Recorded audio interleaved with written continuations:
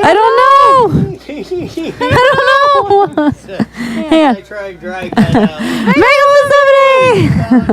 him a We'll do that quick on that. I'm all stuck. No, we're not because I gotta type. Here you go. Obviously, we all know what today is as you see it scrolling across your screen. Stephanie's working on some new stuff coming on the deal to up our graphics a little I know. and make And our...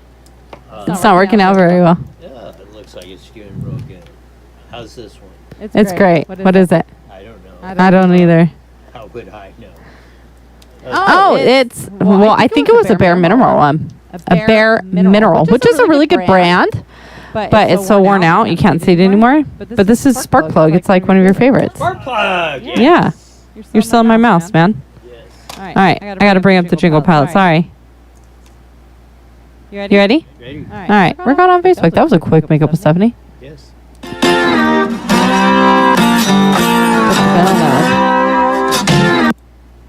I jumped it. I got excited. We're ready yet. I wonder what will happen if I switch my scene. Should I try it? Sorry if I mess it up. I just don't know how it looks.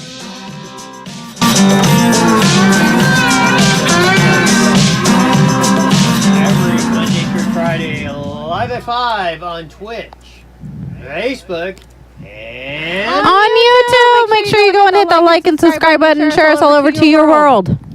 And we're coming to you on a Taco Tuesday!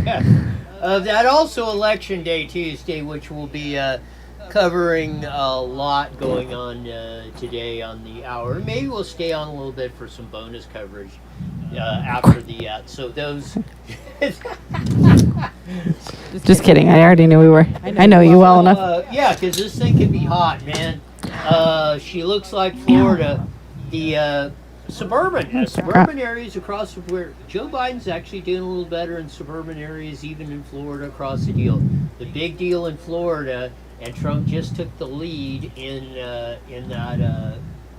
area of that, and he is outperforming Joe Biden by 10 points over Hillary Clinton. Hillary Clinton got almost 65% of the Dade County, Miami-Dade County, which is the greater Miami area, the biggest population center, the biggest vote. And Joe Biden's only getting 55%. Now he's doing a little bit better in the suburban areas in the mid-state, but the Panhandle always comes in late, and that is a very big Trump country. He just took the lead. It's almost, I guess, you know what I should do? I don't think they can hear me. When your producer fails miserably. Yes, Hey, put your mic on. Yes. Mic up. Now There maybe you you go. can hear me. Now that you could probably hear told me, you. you're probably hearing an echo of it. I'm sure they picked you up just fine. Slowly. Nobody's written in that they can't hear you. Yeah, probably picking up on that. Maybe you can hear that. But no, Dade County. Trump is performing 10 points better in Miami-Dade County in Florida than Joe Biden, or than he did against Hillary. Joe Biden's getting 55%. Hillary got 65% of Miami-Dade County, the big prize in Florida. Now, as I said, Joe Biden's doing better in the southern or in the central state, not by a few points. And this looks like a trend going around the country. So it might be a little tighter than some people are anticipating of going on, but it comes on. Trump just took the lead, and the Panhandle, which is notoriously late in coming in on the election day, that is traditionally very Republican. Trump won that heavily, and that's what pushed him over the top in Florida in 2016. So he's up by half a point right now. Let's switch it to 4. As you see, this is Fox News. He's up that. You're seeing some of the He's up a little over half a point right now. So you're seeing Clinton of that, and 83% of the vote in. Biden was leading early, and I said this is probably a trend. Biden's probably going to lead early because the Democratic vote has come in more on the mail-in ballot, the early vote coming in on this. And what you're seeing, and you're probably going to see this, you're probably going to see this Biden leading early, and then you're going to see Trump pedaling hard to come back on a lot of this stuff in. So, and this recently switched. Biden was up 50-48 not too long ago of that. There's Georgia. Trump's up on that. I'm saying Georgia. Although the Atlanta area infected by the Californians is turning a lot more Democratic. So Georgia has actually been in play. It will probably be tighter. You're probably going to be calling Georgia a purple state like Texas and Arizona after this election on that, and trending Democratic because of the influx of Californians in Texas, Atlanta, Georgia, and obviously Arizona. So the once very conservative block stock Republican areas are changing, and the suburban areas. And it just goes to prove one thing, and I said this, people hate Hillary Clinton in droves because Sleepy Joe Biden, who's barely alive, is outperforming in suburban areas over Hillary Clinton, and that's probably going to make this a fairly tight race. One of Joe Biden's chief strategists on the media call last night said last night Trump's within one state of winning this thing, so they're not as confident in that that we won't know of coming in that, but it pretty much looks like Trump is going to win Florida, probably will win North Carolina. If he does that. Now, when the little light on the TV, yes, on their TV, is that Fox? Yeah, Fox News TV. That means he won that state. Yes, if you see the yellow check mark, that they've called that state for Trump. So let me. There's no check mark on any of them, though. Yeah, I see it. Yeah. No, I thought you meant on them. They've already called that state for Trump. So if you see the scroll, but he just got the check mark for Florida. I don't think they've called it yet. No, see, those are different names. That's the congressional race on that. So yes. They're going through some of the ones on Ohio where Clinton has picked up. Let's see if we can tune in a little bit and see what where's the audio on this? Get off the mouse. Okay, find it. See if you just type in on what he's saying. Pop down here to Hamilton County. This is Cincinnati. This is some of Ohio. Right now, there's a big congressional race there. Steve Chabot's up for re-election. It's gotten a lot of attention down here in the 1st District. Here's what I would say. This is Warren County. This is suburban Cincinnati. This is where people who grow up in Cincinnati move when they become adults, and they want to have a larger piece of land and a larger home and raise their family. There's been a lot of suburban flight into Warren County for the last 20 years or so.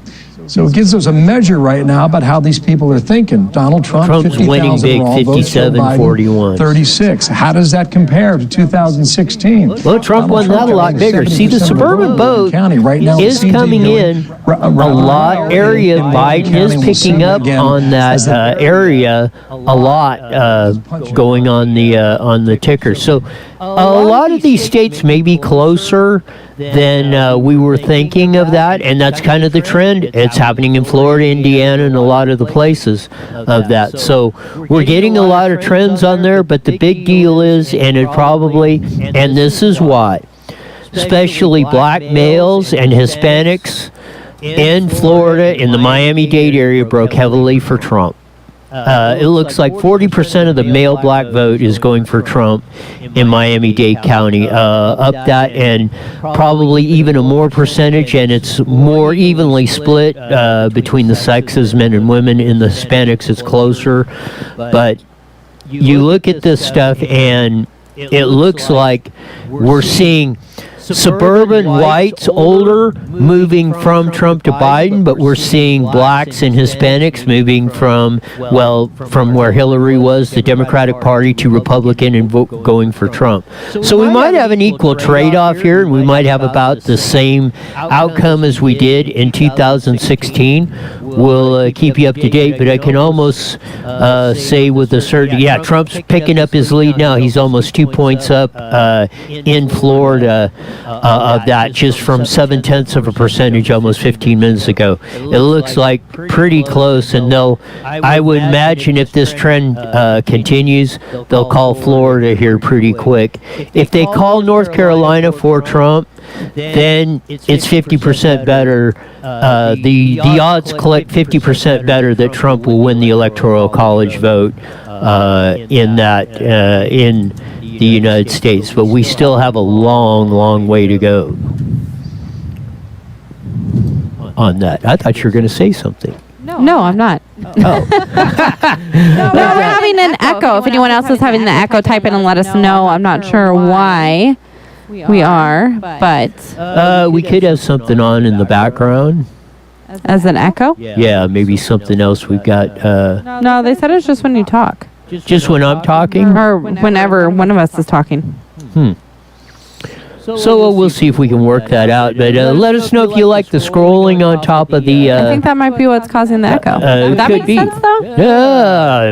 Well, I don't know of that. Here, flip up number 4, please. There's the race to 270, the states that have been called. You can see that. Biden's got 91 of that. No surprises here yet. In what I think the yellow states are the ones that have that they're still out.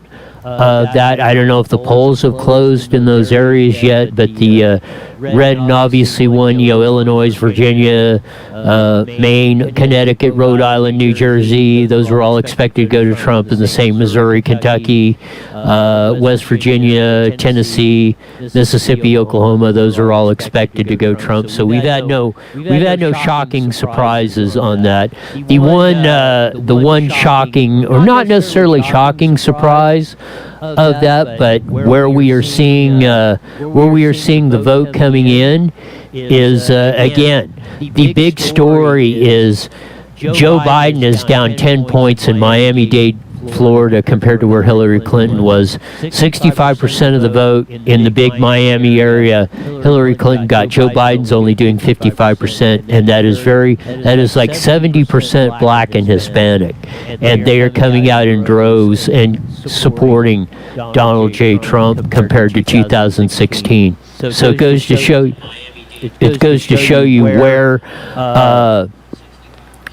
you get the it's going to be a turn. It's going to be possibly a long night. Let's see. Wait till they call. I'm waiting for. It'll probably take a longer to call North Carolina, but I would imagine we might have them call Florida before the end of this show.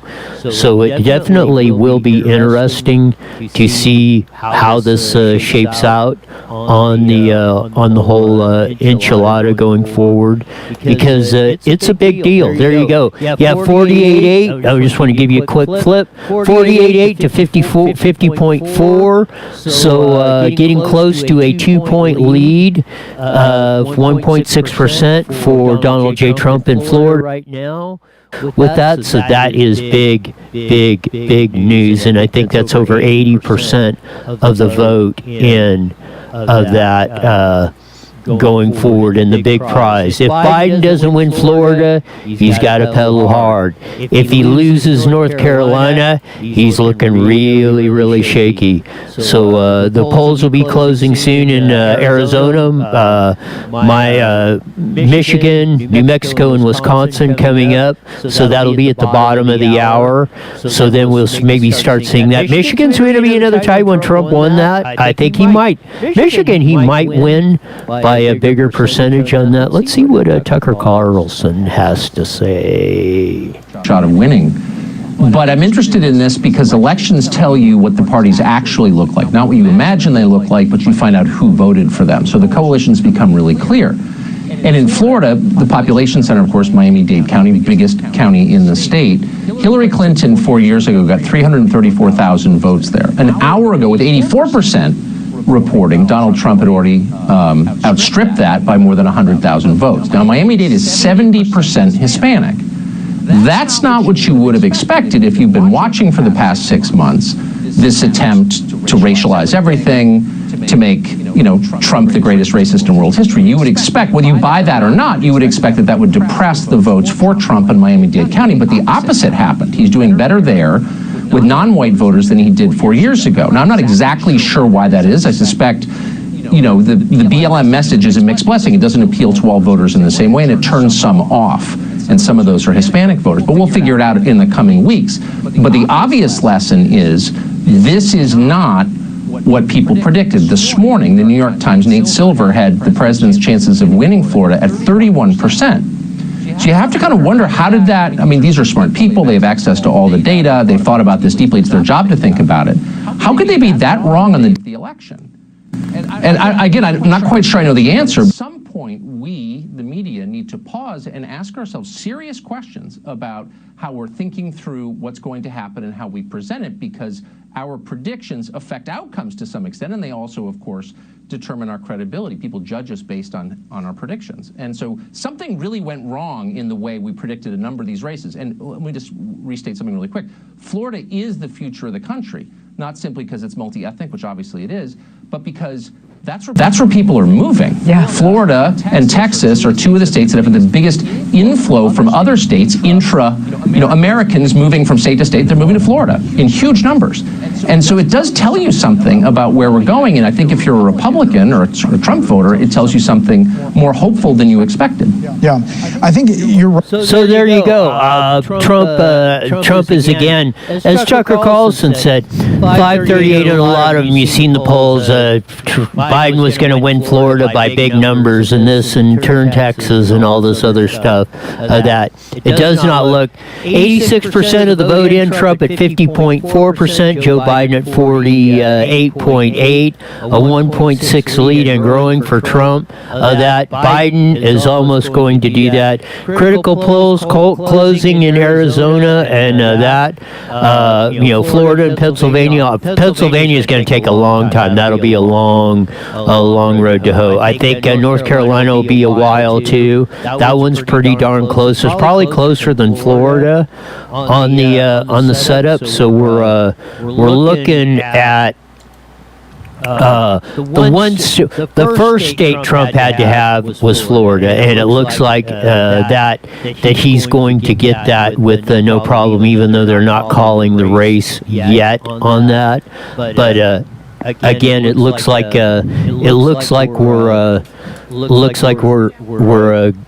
Trump is poised to win that particular race going on, and so we shall see how it works.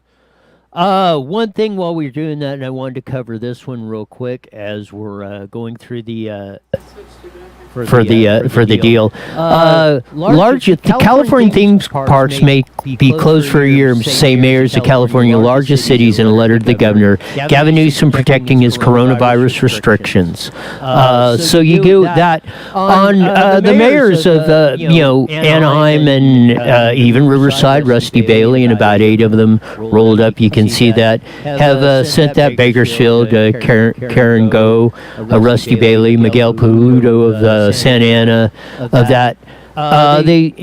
They're seeing from signals they're getting from Gavin Newsom, theme parks in California will remain closed through 2021. As they say, elections have consequences on this stuff. You're the ones, the majority of you in California elected Gavin Newsom, and unfortunately, he's not on the ballot. This go around will be in 2 years. There's a recall effort going out to recall him. If the amount of damage that he's doing in California doesn't get you off your butt, theme parks being closed for another year, on top of the 9 months they've been, or six or 8 months they've been closed now, is.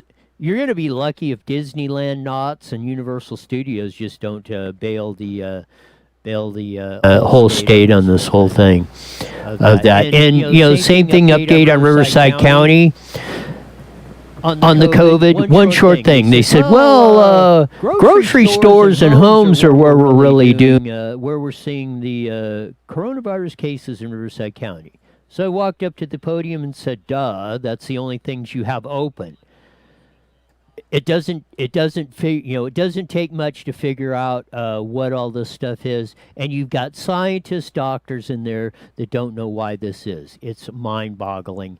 Get off your butt, Riverside County Supervisors. Open up this county. Join with Kevin Kiley, James Gallagher, and say, hey, get on with it. Let's open up. We're not tolerating this stuff from Gavin Newsom. Sheriff Chad, step up. We elected you as sheriff. Start acting like one. So we're looking at that, and that's kind of the local stuff. But again, the big thing is the presidential race coming up. Polls won't close in California till 8 o'clock, so we won't have any information on that coming forward. We might pick it up, I don't know, we might pick it up sometime after 9 o'clock. Maybe we'll come in and do some bonus coverage on that, just to cover some of the local elections.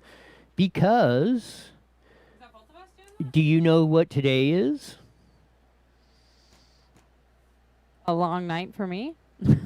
Today is the second anniversary you started on the show. Because remember, Shut 2018 is when you came in, and we crap, did the we gotta election. Celebrate now. We I did can the figure this election out. coverage of that in 2018, and you When made it's your low, it's gone. you made your radio dubé in broadcasting 2 years ago. And I fixed the echo. Frick yeah. And that's even more awesome. I don't know how, but I did it. So I told you, just keep playing with the settings. You'll figure it I out. don't want to. on We got a black that. screen for a little bit. Sorry, guys. Of that, but no, we're trying. So as you can see, we got some new stuff, some new graphics.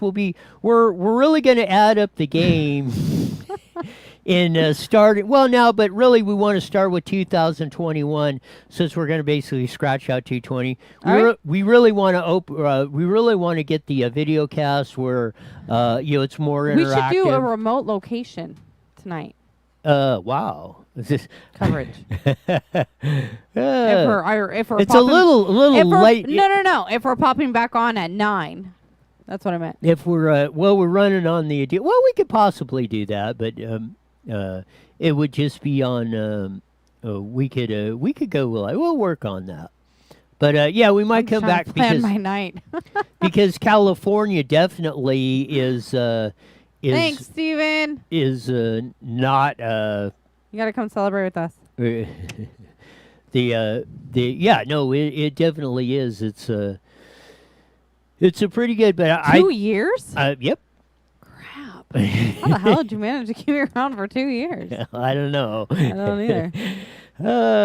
But yes, and well, it's definitely been an interesting ride, but very enjoyable. It has been.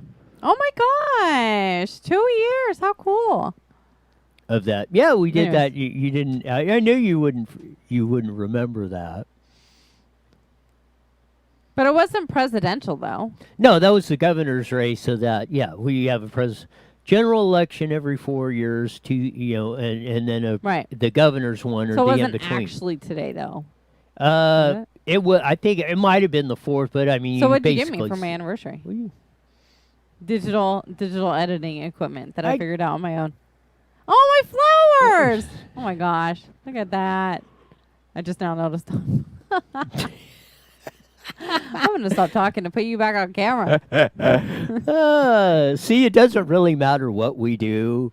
It's never enough or right or anything else. That's why I call us the retarded half the population, because we never do anything right.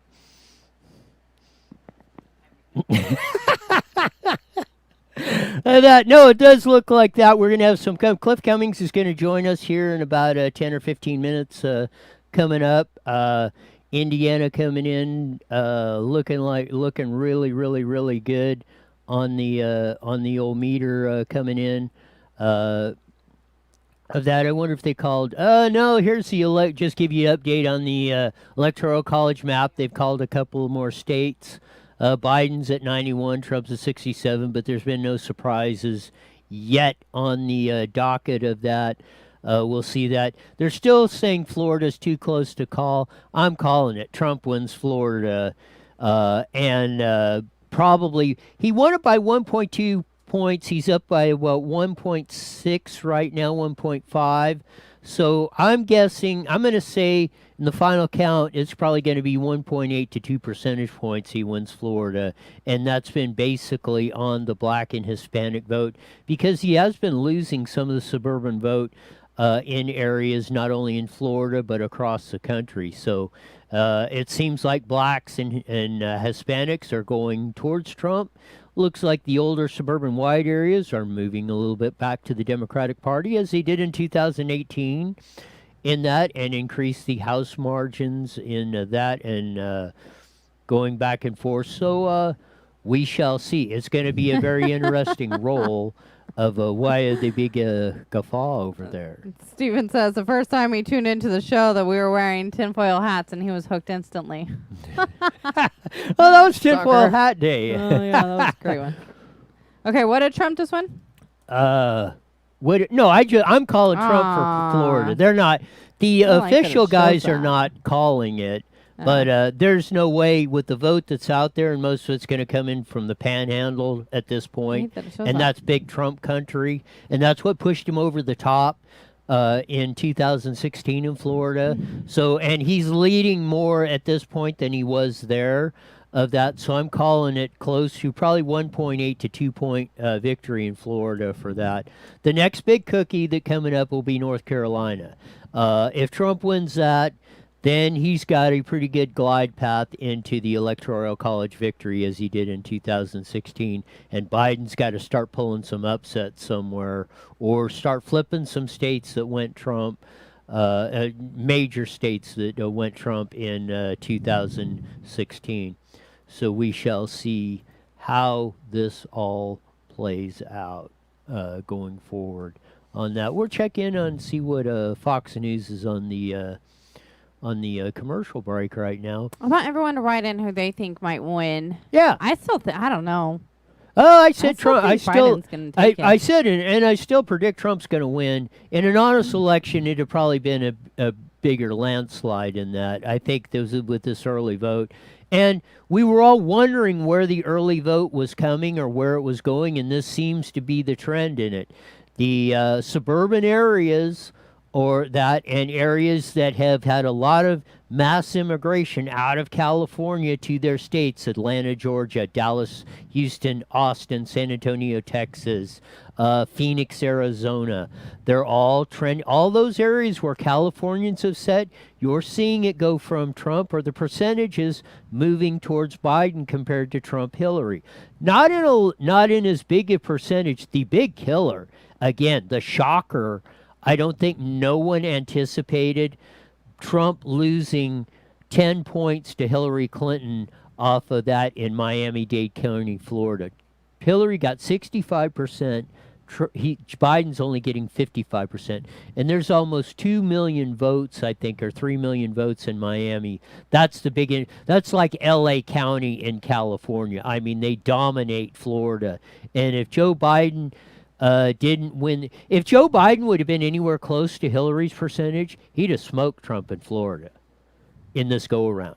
So it looks like if Trump, what? If Joe Biden would have got anywhere close to the percentage that Hillary got in Miami-Dade in 2016, he would have smoked in 2020. He'd have had a 5-point lead right now in Florida. Okay. That's how much that makes the difference. So we're seeing a shift in our politics. We're seeing whites in the suburban areas going left. We're seeing blacks and Hispanics going right. And this is a trend going all across the country. What's so funny? Carla wants to know who voted for Kanye West. Yeah, I think that would. I now this is one thing me and Carla are going to agree on 100%. Yes, I would love to interview. How the hell did he even get his name on the ballot? I would love to interview a Kanye West supporters. That would be fantasizing why you would vote for Kanye West. I will say maybe they're this. just big supporters of him as a person, though. The one, and I really like her, knock that. Jo Jorgensen, the lady that's running in the Libertarian Party. Man, she's got. If there's somebody I philosophically agree with more than Donald Trump, it's probably her. I mean, she's very free market, free enterprise. But again, you're seeing that. You're seeing that trend. You're seeing the white population, as it's explained or as we define it, moving away from that, and you're seeing the black and Hispanic population moving towards that. That's what you're seeing in this election. It's what we talk about a lot. Your opportunity is in a free society with free markets and allowing you to keep what you earn.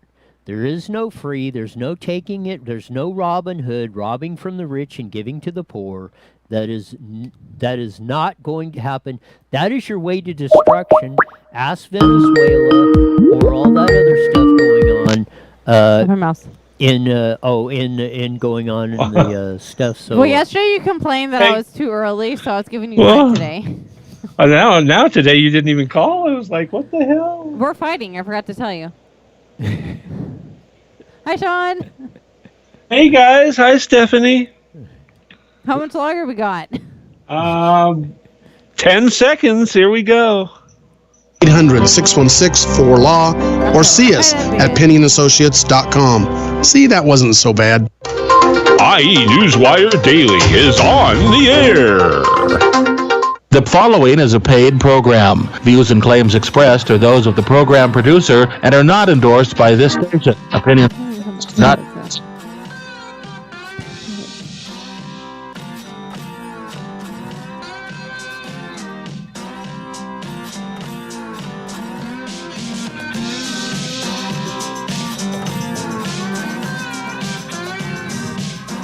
There's that funky slide guitar music that comes on every Monday through Friday at 5:30 on the radio at 1490 AM.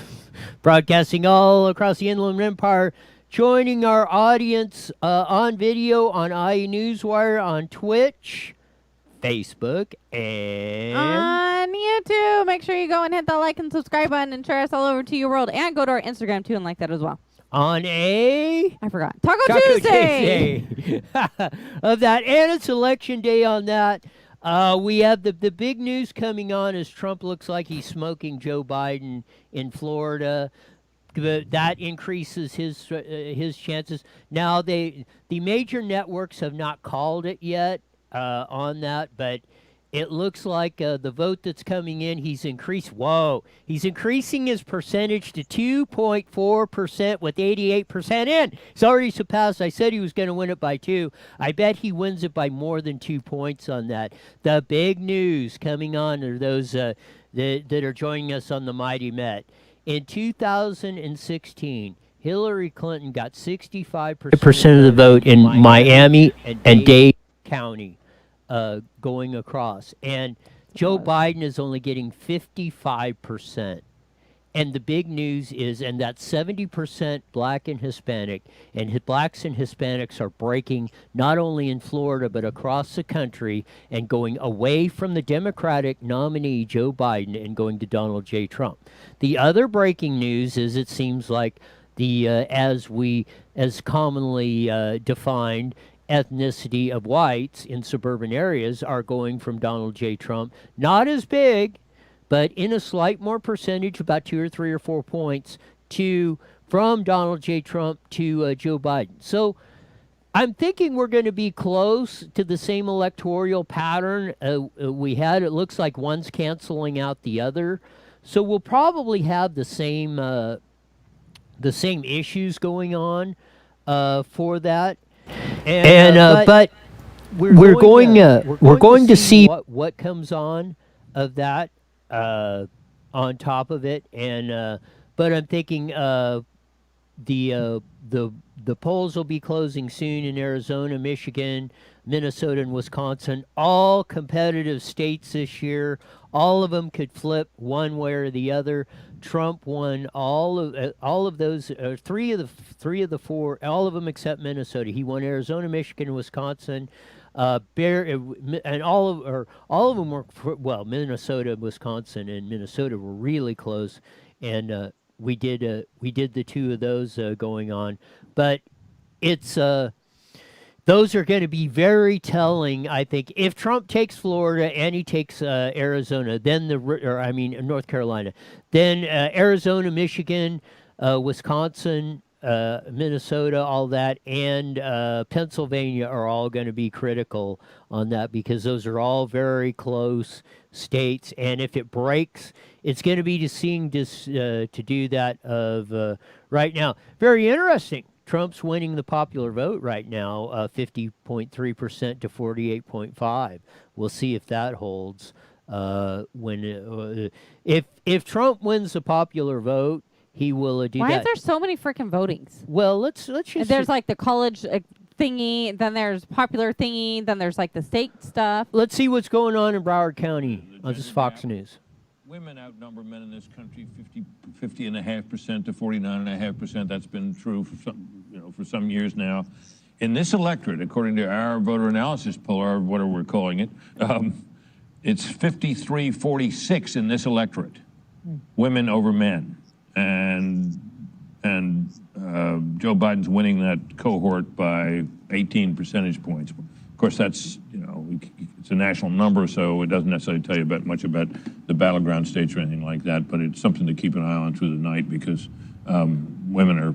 We are seeing the kind of... You guys are the majority, Martha, and even more so in this election tonight. And we are seeing, as expected, the gap in suburban women that was expected. That seems to be showing up in a lot of these states as well. Dana? Well, actually, I was just looking at New Hampshire because we haven't called that yet, and we said we're waiting on it, as Bill mentioned earlier. Well, one of the things there is you have the split, as Britt has pointed out, women voting at 51% to men at 48, a little bit closer than usual, but going for Biden 61 to 37. Wow. And New Hampshire was one of those states that from the beginning, President Trump only lost it by just a tiny amount 3,000 in votes 2016, or 2,700 votes. So that was one that you would think that they could have picked up. And the way, if things get real tight here and you need, 4 electoral college votes to get you to 270, there is that. I also wanted to point out on Florida. So there you go. Trump's picture looks so grumpy, and Biden's they do that happy all the time on that. But no, and this is the thing, and it's coming out in this election, and we talked about it earlier last week. Men and women are getting this increasingly gap. Men are voting more conservative. Women are voting more liberal. And as we pointed out in the 50s and early 60s. Excuse me, women actually voted more conservatively, as we define it now, than men. And it was after the Betty Friedan, Gloria Steinem, when the Now movement and all that stuff came, you could see women trending liberal because they were bought into the lie, the government's going to take care of you, and da-da-da-da-da-da-da-da. And there you go. And the gap is widening. So you're seeing that. But again, it looks like the gap, especially in black males that are moving to Donald J. Trump, are counteracting that, where they were almost like close to 90% voted the Democratic handle all the time. In in Miami-Dade County, it looks like 40% black male votes are going to Donald J. Trump. This is unprecedented. This is the biggest move of that, and it backs up the Rasmussen poll that blacks have went from 23 to 33 to 43% approval rating for Donald J. Trump on the meter on that. So it's a very interesting election cycle on that. We have, as you see the banner on that, we have the owner of Toyota San Bernardino, Subaru San Bernardino i10 Toyota, and the newest one, Nissan of San Bernardino, Cliff Cummings. Welcome to IE Newswire with Steph and Roy. How are you? Absolutely fantastic. Trump looks like he's kicking rear end in Florida, and this is the big news. We went through it. I don't know if you've heard. In Miami-Dade County, Hillary Clinton won that by 65%. Biden is only getting 54% of that vote. And black males and Hispanics are breaking not only in Florida, but it seems like the trend across the country. They're breaking away from the Democratic Party and voting Trump. What do you say? It's a numbers game. It comes down to how many are breaking. Right now, Trump's up about 275,000 votes in Florida. 88% of the vote counted. That might be a little tough for Biden to catch up. I'm calling Florida for Trump. Yeah, I agree.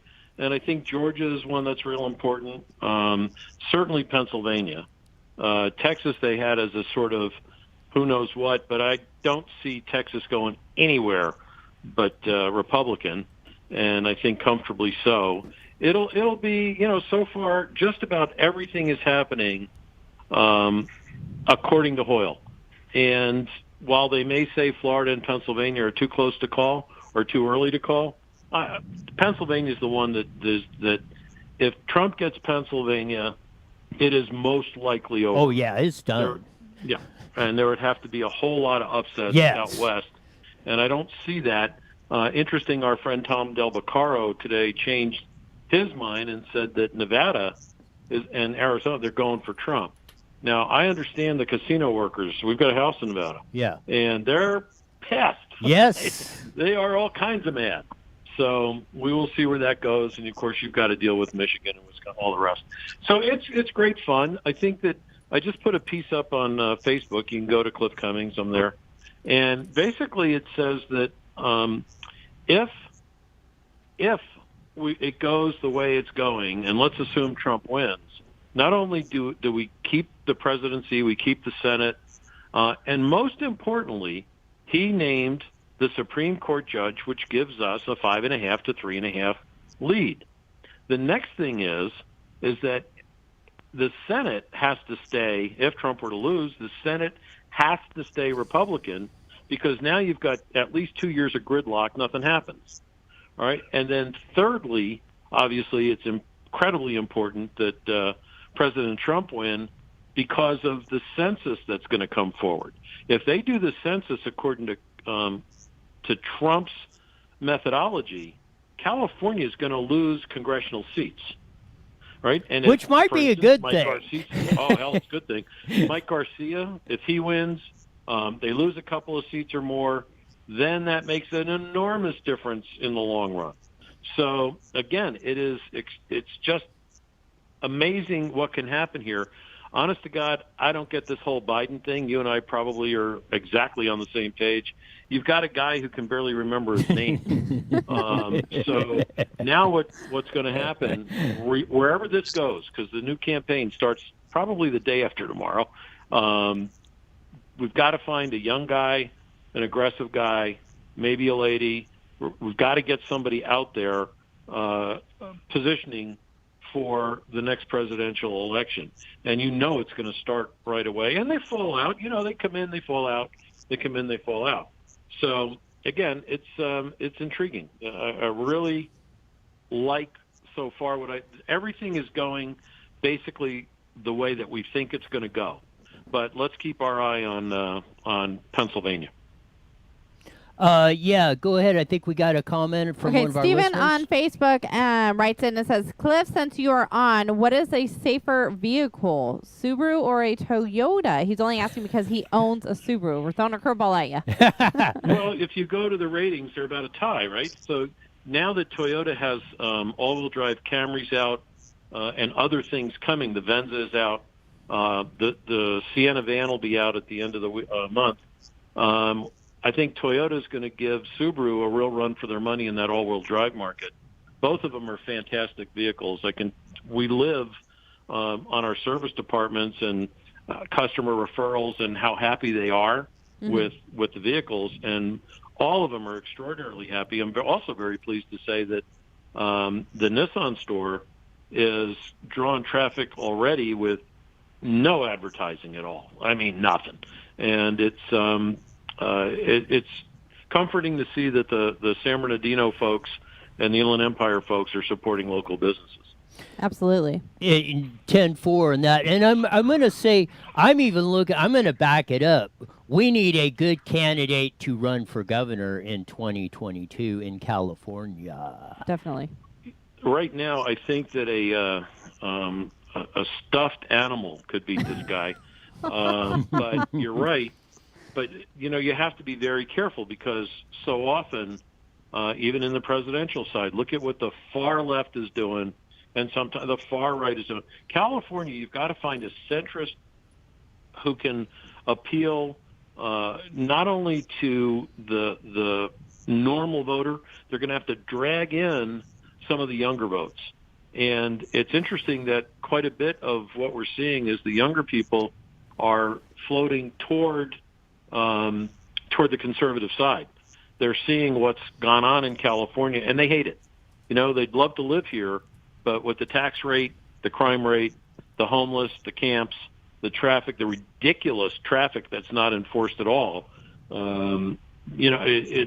it's time for someone much stronger. This social experiment that Gavin Newsom and his herd have tried is failing miserably. I'm going to throw out something else because, and I think it's the trend going across the country. Suburban white voters are trending a little bit, not as big a percentage, but they're trending a little bit from Trump to Biden.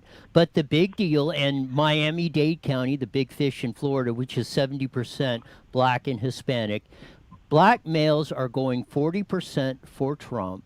Hispanics are going almost 50% for Trump in that area, and that's like 3 million votes coming on. I'm going to say California needs a Trump-like candidate because that's where your vote is. Your vote demographics look more like Miami-Dade County in California than, let's say, Enid, Oklahoma. And I think they're responding, and I think if the economy and everything takes off, if Trump gets elected and we get things moving, we get rid of this COVID crazy stuff we're doing, I'm thinking a good, aggressive candidate might be the clue to turn California around. What do you think? Yeah, you're going to have that. You've got to get somebody in there who understands economics and taxation. What's happening in California is a bunch of kids run for office at the local level, and because who the hell wants to do that? And they win, and then they get led around when they get to Sacramento, and they vote yes just by it's yes, and they're voting for policies that are god awful. But they don't know. So how do you get somebody who's got life experience to run for office and go through that painful, I had a term there, I'm not going to go with it, go through that painful examination? Why would you want to do it? Who wants to do that? And, I could say, look, I'll use me. I don't want to use anybody else as an example. If I sold everything, okay, and I ran for office, right, first off, I would never do it while I own a business in California. It's an endurance race. Look what Trump's done. It's unbelievable that he has put up with the pressure from the press. And when you start looking at what the left-wing press and media does, if Biden wins, he owes them big time, if he can remember to do it.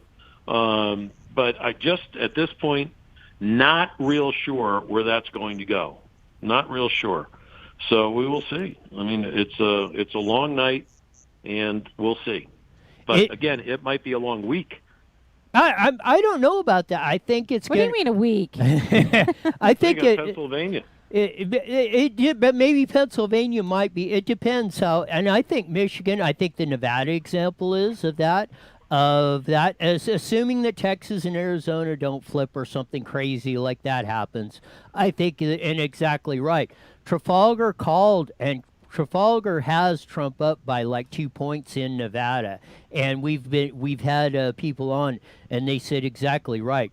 The hotel and entertainment gambling workers in Las Vegas, which is the big kahuna in that, are like you said, are pissed. They're 9 months and they're starving to death up there, and they don't see no light at the end of the tunnel. And as Newsom, or as California mayor said today, and they wrote a letter yesterday to Newsom, because it looks like California theme parks are going to be closed through 2021 if Newsom gets his way. They'll move. Yes, That's they'll be the gone. One thing you have to worry about. You're going to see Disneyland move to Nevada or Arizona, maybe Texas. Who knows? Yeah. But I think that there's a good chance that they'll move, and that to me is sort of the nail in the coffin of Newsom and maybe the Democrat Party. So it's a tough call, guys. I mean, this is really a tough call. So at the end of the day, you might see Knott's Berry Farm move and Disneyland move at the same time. Now think how many jobs that is. Well, to be fair, those people aren't working right now. They're going to go where the jobs are. And obviously, the people that enjoy those kind of activities, theme parks, they're going to go in the local state or travel to it, which takes more travel and entertainment dollars outside California. Another nail in the coffin. So, again, I don't think we've reached the tipping point, but we're pretty darn close. Pretty darn close. Yes, I think, we're doing that. I think even more so. If if the Kylie Gallagher suit doesn't knock down these executive orders and get things opened up, and we're still living in Gavins Gulag in 2021, I think you're going to see a mass exodus of businesses like we've already seen it, but I mean like you've never seen before. Yeah, you're seeing it now already, and I think that the judge who made that interim ruling, it's very rare where a judge will reverse that interim ruling. So that will probably hold, and that's a real slam against Newsom. And I haven't gone as deeply into it because I haven't had time. We bought that Nissan store, and it's been pretty exciting, really. But it becomes a question of who then sues based upon that lawsuit, right? What doors does it open up? And there could be a considerable number of doors, or the lawsuits which have been filed, they'll get guidance from this ruling, and Newsom could be in a lot of trouble. And that also means that California may be paying out a lot of dough that they don't have. They're $1.3 trillion in debt on the pension, and they're upside down in the normal budget, which means they're going to try to raise taxes again, which means more people leave. I mean, this isn't hard, people. It's just and by the way, anybody who's making less than X and they think, oh, it doesn't affect me, that's a load of crap because the prices go up.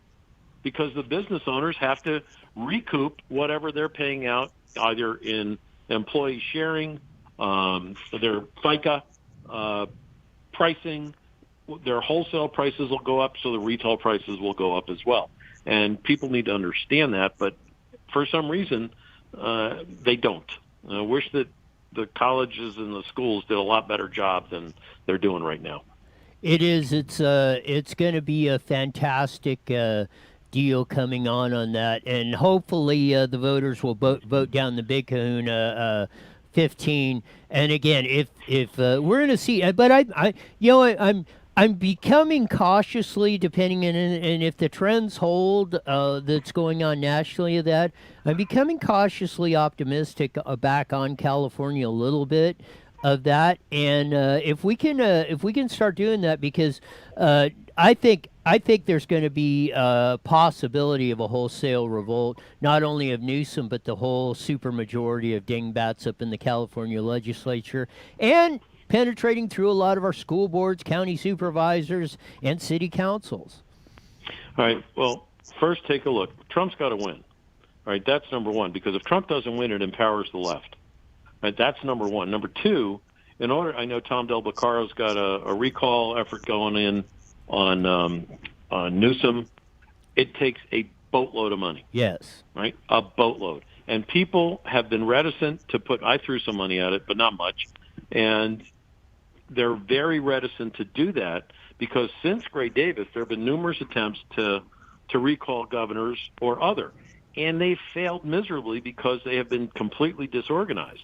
Now you've got to get into a situation where you have an organization, and Tom's great at this, who can raise the money, but people have to have faith in that. Yeah. Because you're looking at, I'm not sure what the number is, but I'm guessing $25 million. To do the right recall. Maybe it's 30, maybe it's 20. But to raise that kind of money, you've got to have a lot of committed people. Yes. And you got to have that before you start. You got to have a lot of it pledged in and ready to go. Yes. That's right. And that was my grave concern about it, is pulling it too early or not having that commitment of funds and support to do it. And like the old saying, if you're going after the king, you better take him out. Exactly. And again, when you're going to go after the king, you got to be willing to die. Yes. And that's it. Man, time flies when you're having fun. We're almost out of time. I gave you 30 seconds to wrap it up. In the end, is it Trump or Biden? Well, I think it's going to be Trump. I think it's going to be probably around 300 electoral college votes. I will say that on my Facebook post today, about an hour ago, I said, look, we're part of the loyal opposition. If it doesn't go our way tomorrow morning, all of us are going to get up and go to work. Yes. And we're going to try to figure out how to make our localities and our businesses, our families, and the state better. So once we get to that point, then we're working in the right direction. But to sit there and have these whack jobs come out from Antifa and try to destroy things for the sake of destruction, if Trump wins, I know the National Guard is ready to go. The governors have to invite them in, but they're ready to go. So let's see where this all ends up. This could be a very late night. It could be a very short night, and it could be a long week, depending on Pennsylvania. We'll cover it all. We'll have you on again real soon. Thanks for coming on, Cliff. Thanks, Cliff. Pleasure. Take care. Bye. We're hang with us. We'll be signing off on the Mighty Med here in about a minute, but stay with us. We're going to stay with some of the coverage while it's still hot on this. There'll be some more big important poll closings here at the top of the hour. Maybe they'll start calling Florida and all this stuff, but I'm curious to see how the North Carolina deal goes. That's going to be the next big one. Stephen writes in, Trump is ahead currently in the popular vote 52 to 48%. I know I mean, if that holds, it's going to be a Trump sweep, and there's a lot of that, and that's going to be a very interesting deal to see if he holds that. Now, when California comes in, I think that percentage is going to change because I think Hillary won California like 62 or 3%. Didn't she win it by like a landslide? Yes, I mean it wasn't even close. I mean she like smoked Trump. I was kind of shocked because in that. So and that's a lot of the vote, probably 20 million or sort of 17, 18 million votes. So that percentage of that will knock the popular, and plus New York. I don't know how much of that percentage of that vote has come in, but that's another big state of that, and Texas will probably peel a little bit of it, but California, unless California, maybe Trump does better like he's doing in Miami-Dade County of that, and that's a very good possibility, taking the shape of the electorate. Stay with us on the video on IE Newswire. On the video, we'll be back. We'll be leaving KMET 1490 on that, so stay tuned on the video for more advanced coverage. News to the we're gone thing. We're gone, but we're not. Yes. I don't want them to tune out. The proceeding. Yeah. If I'm here, you guys are here. All right, guys. Take care. Bye, Sean. I'm not going to mention who forgot the outro music. Who forgot the outro music? It was playing. Oh, it was? I didn't hear it. Played. No, she got it. Oh, she did? Wow, I didn't hear it. I might have been late calling Sean. I was testing him, and he failed. We already went through this. Wow. Okay, we'll see you tomorrow. No, we won't see you tomorrow. Well, we might see you. We weren't supposed to see you tomorrow last time, but we did. We'll see you Thursday, Sean. Maybe on Thursday. Bye, guys. Bye. Bye. So we're back on that. We're doing some bonus coverage on that. There will be some more states coming up. Had interesting comments and commentary from Cliff Cummings on that. Let's check in with Fox News on that and see what they got going on. Never mind that timer. Is that. All these counties around Atlanta, Georgia, that's where the Democrats are going to pick up a lot of votes, Joe Biden, tonight, and we'll see how the rural area fills out throughout the evening. Good stuff. We're going to dig down with you in all these counties in the big states, and we are getting ready for some big calls 39 seconds away from the next poll closings. And this includes a number of states and a number of possible calls that also affect the balance of power potentially in the U.S. Senate. Remember, we are tracking not only the presidential race, but who controls the U.S. Senate, which is a major question at this hour. Yep, we know Mitch McConnell has secured his seat in Kentucky, but we're waiting for a lot of big states to come in. Georgia, as we have mentioned, is probably not going to be known this evening, but places like North Carolina, where Tom Tillis has been in a tight race against Cal Cunningham, is one we're going to be watching for, hopefully over the course of tonight or the next couple of days as we get ready to make the next set of race calls. And it is now 9 p.m. on the East Coast, and the polls have just closed in 14 states across the country. Several of these are considered crucial battlegrounds for whoever will win the White House. Let's start tonight with Arizona, a state that could make or break President Trump's bid for a second term. Although the president spent the last 8 months trailing Joe Biden in Arizona's pre-election polls, he did manage to close that gap in the campaign's final days. Still, as of this moment, our decision desk has no decision to announce on the Grand Canyon state. Nor can we make a call in Texas. Democrats have been trying to turn Texas blue for several presidential cycles. A win by Joe Biden tonight would obviously be devastating to Trump's campaign. The Trump campaign thinks they can pull that out in Texas, but it might be close. Texas, Biden was 56% in. Biden's winning Texas. Upset victory over Hillary Clinton back in 2016. 3 states from that region are up for grabs at this hour, which Democrats are ahead in all 3 at this moment, according to the Fox News voter analysis, although it's too early to project the winners. In Wisconsin, where pre-election polls favored Joe Biden, although it should be remembered that they incorrectly showed Clinton winning 4 years ago.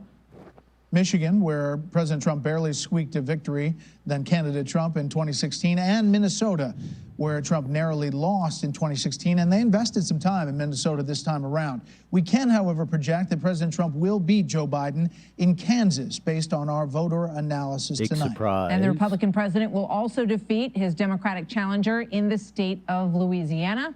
In Nebraska, one of 2 states that does not use a winner-take-all method for allocating electoral votes, Trump will win 4 of the state's 5 electoral votes there. Too early to project a presidential winner in Nebraska's 2nd congressional district, which represents the last electoral vote. Remember, Maine's the other one. We still haven't called that other congressional district there either. And similarly conservative Wyoming.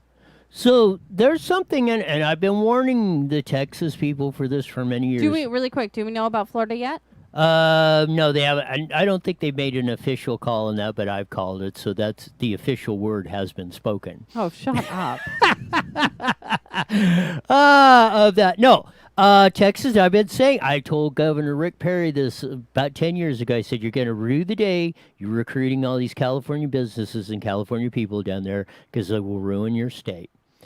With 56% of the vote in, Joe Biden is leading in Texas right now, 50% to 49 of that. That's how close it is. Texas has been trending. Texas is a purple state now, along with Arizona, along with Georgia. How many of you have joined me in warning of that? I've been warning you of that, that the Democrat, because all of these areas have had a vast influx of California, Atlanta, Georgia, Phoenix, Arizona, Houston, Dallas, and San Antonio, Texas, have had a large influx of Californians. And as you have seen that population grow, you have seen those states go from deep red to purple, and now in the play of going blue. Remember what I have said. Do not let the cancer of California spread across the other 49 states. You can see what happens if you let this go.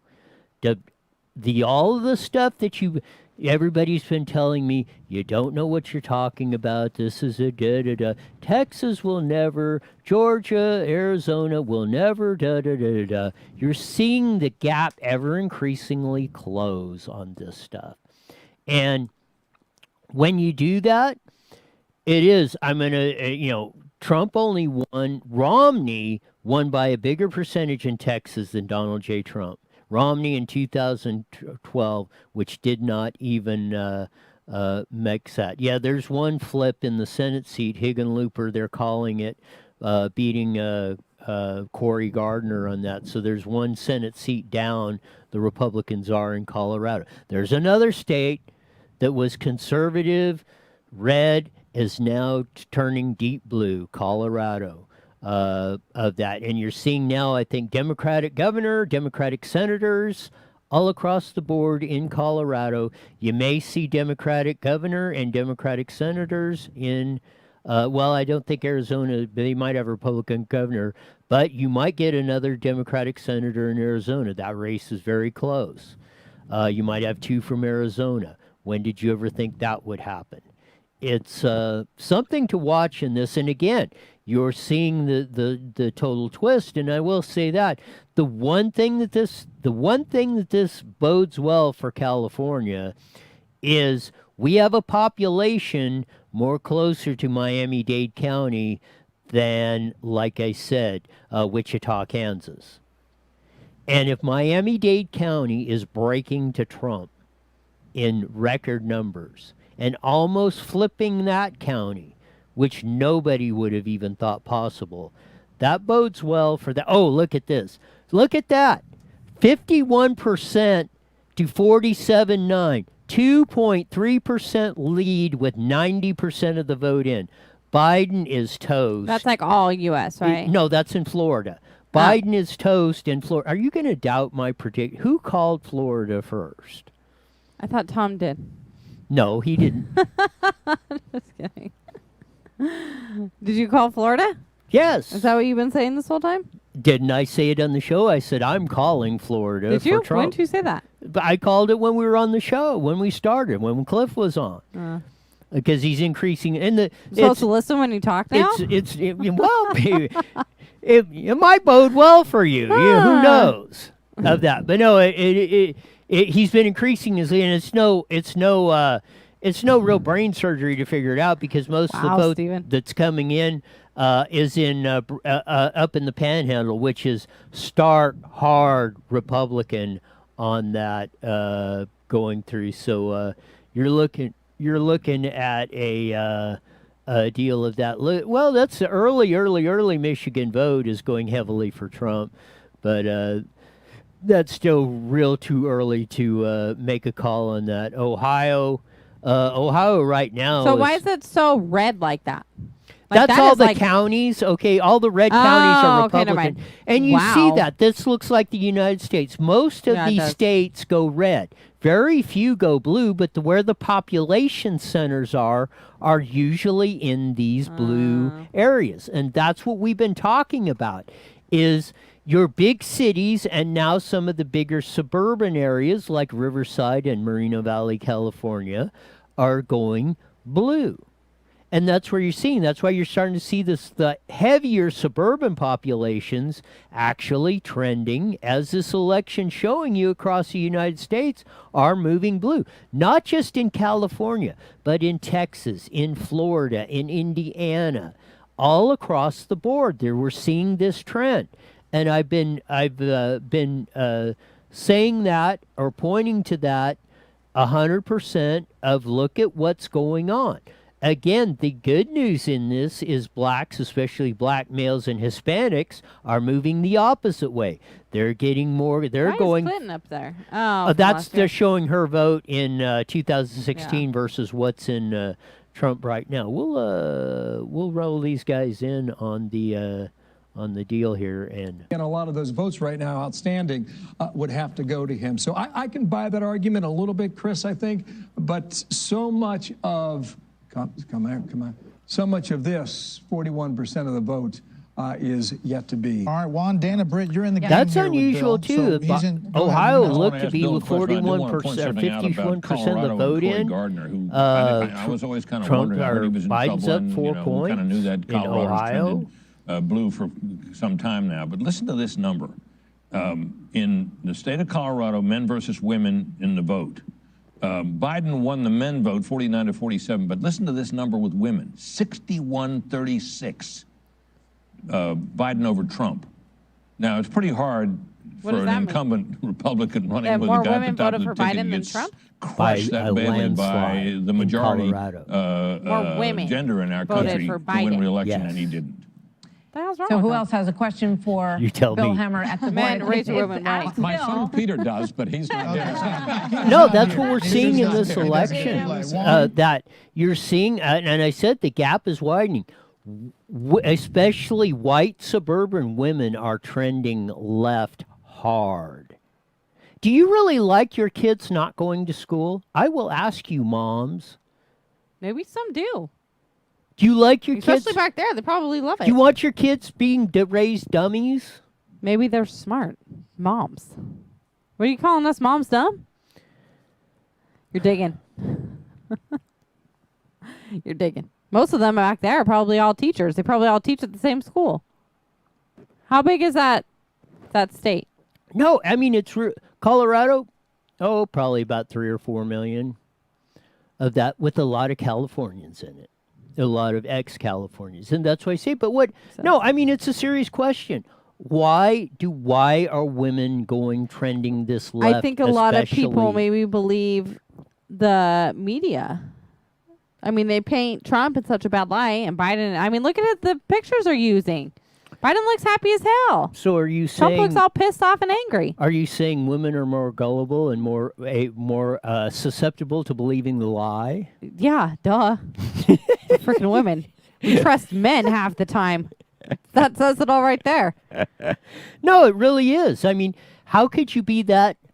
I think honestly, I think a lot of them listen to the mainstream media, especially in lower or like. And they're lying to you. For the most part, that's why we need to get us out in those states. There you go. Now you're cooking. Share us all over the world. Yes. Roy will tell them how to think. No other way is accepted. Yes, we have to do that mansplaining. Oh, shut up. of that. But no, it really is. And I've said this. You ladies, you're going to rue the day you're trying to make women out of all of us men. And if you want the government, you want to be enslaving to the slave owner, keep it up. Because that's the direction you're going. You're stripping yourself, your kids' livelihoods, their opportunity by going this way, because it's ended up every time in recorded history when we've trended this way to the socialistic, the government or somebody else is going to take care of you, blah, blah, blah, that always ends in disaster. Preach it. So, and if anyone would like me to slap him, go ahead and write in, and I'll go ahead. Oh, where's my beanie stick? Where's my cardboard? I don't know. roll? I thought you threw it away. Why the hell would I throw it away? Because you threw it away. Because I figured you just gave up on it because I'm right all the time. Oh, shut up. See, right now it would be perfect. I'll use this hammer that's over But no, it is. It's a serious question of what's going on. And if you keep heading in this direction, you know what? The rest of the world will be infected by the cancer of California that you see now. You want to see your education go from the top to the bottom. You want to see Isn't it already from the top to the bottom? You want to see your economic opportunity, your quality of life, and everything else, and you want to live in a hellhole with homelessness dominating, crapping in the streets, and the whole enchilada. Keep thinking what you're thinking. Keep voting. Can't beat them. Join them. Of that, because that's where we're going, and that's where we're all going to end up. We're in some cases we're riding in a slippery slope of what's going on. What you need to do is figure out. Here we go. Is investigate why Hispanics and blacks are breaking heavily for Trump in this election, when they have been a Democratic stronghold for decades. Of that, and now they are going opposite from you. And as I said, the biggest racist in the United States of America today is Barack Obama. And when he said, I'm going to transform America, he did not, you heard that, you believed the lie. Oh, he's going to bring racial harmony. African-American president. Oh, shut up with the voice.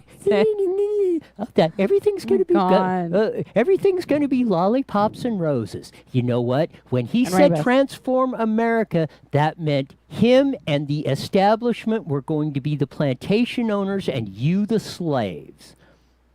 Stephen writes in, what would Jesus do, Roy?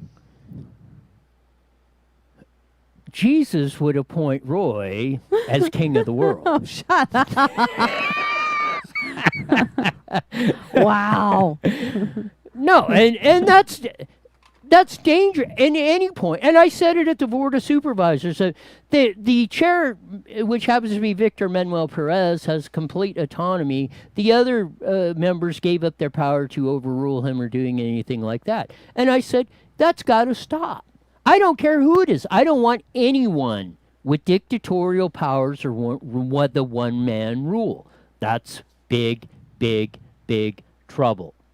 What is the one-man rule? What's that? Yes, anything. King, emperor, socialist, slave owner. That's one-man rule. I dictate, The king says, king says off with your head, they roll you into the guillotine and your head's rolling down the hill. Bite me. No, I'm just kidding. And that's what the danger of that. And that's suburban white women especially, that's where you're going. That's what you're voting for. And quit lying about that. The day you admit that Barack Obama is the biggest racist in the world right now and just did more destruction. Why do we need to admit that, though? Because you have to face reality. He's no longer around, so why do we care about No, admitting he was campaigning for Joe Biden.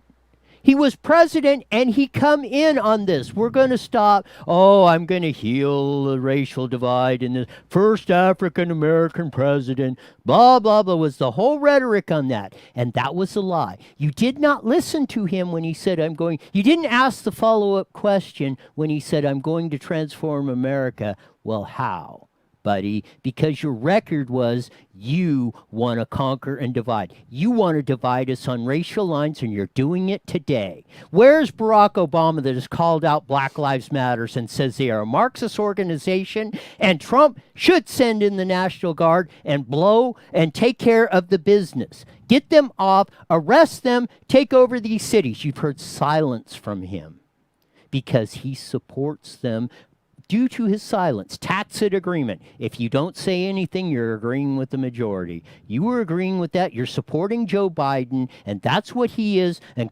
Kamala Harris, or whatever her stupid name is of that, you're going on that program. You're supporting them. You're supporting racism, Marxism, and everything else. It's time you admit who has been hosing us into the ground. It's time to admit that I didn't ask the follow-up question. It's time to admit, why are you trying to destroy your cities, your towns, and America? Yeah. What he said. I feel like I'm in trouble. I feel like I need to go sit in the corner or something. Why? I don't know. You're yelling at me. I'm not yelling at you. Just kidding. No, I mean, you're one of the ones I seen you mark your ballot for Donald J. Trump. I wasn't going to announce it, Roy. Well, no, that's admitting that, hey, that's what you have to do. You already caused me enough drama with your rants. The old way of doing that, and the old way of and not being out front or not saying anything, is the path to destruction. You got to stand up. You got to stand up proudly. And get murdered. And you got to look. The people that are running this crap, you got to look them in the eyes and saying, you are the pure evil. You critical race theory, white fragility running yo-hos that have been ruining our country, our education system, you need to be called out. And the vast majority, and especially you moms, if you're not willing to do that, don't complain about your kids being dummies and going downhill on education and learning stupid math that's going to make them more confused and not able to deal with life because they're teaching them a lie. I'm hiding now. It's all you, buddy. Well, no. You've got to stand. The ones that are standing up and doing that and going against the crowd are the ones that are making the difference. It's the Mason Weavers, the Ken Whites of the world that are turning the black males and saying, it's okay to vote for Trump. It's okay to come out and say, I support Trump. It's okay. You know what? As Mason Weaver said, my relatives love opportunity. They never had that before. They didn't have it under Barack Obama. Tell me who's the racist. Tell me who's the slave owner.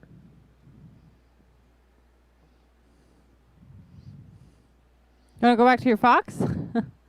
Let's check in and see what Fox's News is saying. The House deals with it. Well, I think the key point that strikes me is that they're talking about it looks like Democrats are going to keep control of the House of Representatives, which was expected. Really respond well to moderate Democrats. And yet, And, in Trump world, oftentimes when they talk about the House, they talk about the squad AOC, and that becomes kind of the leading figure, the face of Democrats in the House. But in reality, going back to 2018, the people who boosted the Democratic prospects in the House were these moderate and oftentimes female Democratic candidates recruited by Pelosi and a lot of the fundraisers. And I think that that's what you're seeing now grow. I don't think that the way that we talk about the House is in accord with the reality of the House in terms of the way Pelosi has managed it and in terms of the people who get elected to the House right now on the Democratic side. Some Republicans are envious of the way she cracks the whip and keeps everybody in line in the House of Representatives as far as votes for Democrats, and she'll continue to do that. Maybe the most consequential race is still too early to call, including Florida, 29 electoral votes. As you take a look at our probability meter, 93%. We have not called it, but 93% for President Trump. Votes that could make or break. 91% of the vote in, he's got a 2.3% lead. Call it, for crying out loud. They're going on commercial break right now. But again, the thing that strikes me, 61% of the vote in, and Biden still has a 1-point lead in Texas. All y'all that have been touting Texas on this stuff, and I like Texas. I like the people from there, from the way they were of that. But I've been warning you, this has been happening. Your state's went from red, it's purple, you've been denying it, it's on the edge. It's on the edge of going blue. A lot of you that have been from California that have moved to Texas, you saw it here in California. You saw us do the same thing. You saw us go from red to purple to to blue to transition to blue to so deep blue that you would have to dig a hole in the Pacific Ocean in China to get any more bluer than we are in California of that. So watch of what goes on in this whole stuff of that. I still think probably it's more rural vote as it comes in. He will still probably, I'm going to say Trump probably wins Texas by less than 5 points. Arizona's going to be tight. I think he may win Arizona by 1 or 2 in the board on that. And but we shall see. We'll see if the North Carolina is coming up on the screen here pretty soon on that. I'm curious. That's going to be the next enchilada to see how that goes, because pretty much Trump's got to have that one to do that and make it work. For that. And then the Ohio vote's going to be very interesting too, that with the 60% in or so, Biden was still leading by a couple of percentage points. Michigan, Trump's out big, but it's very early vote in, only 17% coming in. So you got that. Minnesota's in, but not much percentage. Biden's leading big there, only 2%. So that's really not indicative of much of anything. But Minnesota, which is the one in the Rust Belt, I think Trump didn't win of the big four in the Rust Belt. So that's another trend to go. That'll be a uphill climb. North Carolina is Biden's up by 2 points with the 81% in. That does not look good. If he does not win North Carolina, it becomes a very tough race for Donald Trump to win. If he doesn't win North Carolina. Why? Because that's a big chunk of electoral votes. I think it's the 10th biggest state in the United States, and just on the deal of that, he he pretty much has to have if he doesn't win North Carolina, he's got to start flipping he's got to be like Biden. If Biden doesn't win Florida, he's got to start flipping states. And if he doesn't win Florida and North Carolina, he's got to start flipping a lot of states that are going in. So that's another very good one. Yeah, Biden's still up by more than 2 points on that with 64% in Ohio, which was another one that was predicted strongly for Trump. Even most of the polling was showing he was going to win that one. pretty good. So we'll see how the vote total goes. Early votes in Pennsylvania, only 12%. Biden's leading by 62%, going across the board. So yeah, even though Florida looks pretty good, let's check in with Fox News here and see what they have to say. Oh, there we go. Nope, you're muted. So why are we not getting any audio on? There you go. Yes. Meredith is There on the you ground at Republican Senator Tom Tillis's headquarters in Morrisville. Mark? Yeah, 2 points down. Good evening. We're here at Tillis headquarters. They've been watching the numbers very closely. And within the last hour or so, they have seen this race tighten to less than 2 percentage points that they are trailing the former state senator, Iraq War veteran Cal Cunningham. This is a race that, of course, is not important just only in North Carolina, but everyone that's going to be looking at the balance of power is going to be monitoring what happens here in North Carolina. This was a state that saw record early voting turnout. We saw people that voted the second they could when absentee ballots first went out, as well as October 15th, the day that early voting began in this state.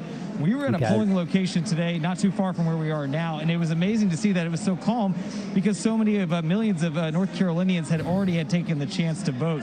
I just got done speaking with one of Tillis's supporters as well as advisors, and they, again, were looking at those numbers very closely, remaining somewhat optimistic, but also not certainly popping any champagne corks here at any point. This race is also just so fascinating because it's tied to the presidential race so much. North Carolina, that swing state, 15 electoral votes, Brett and Martha, as you know very well.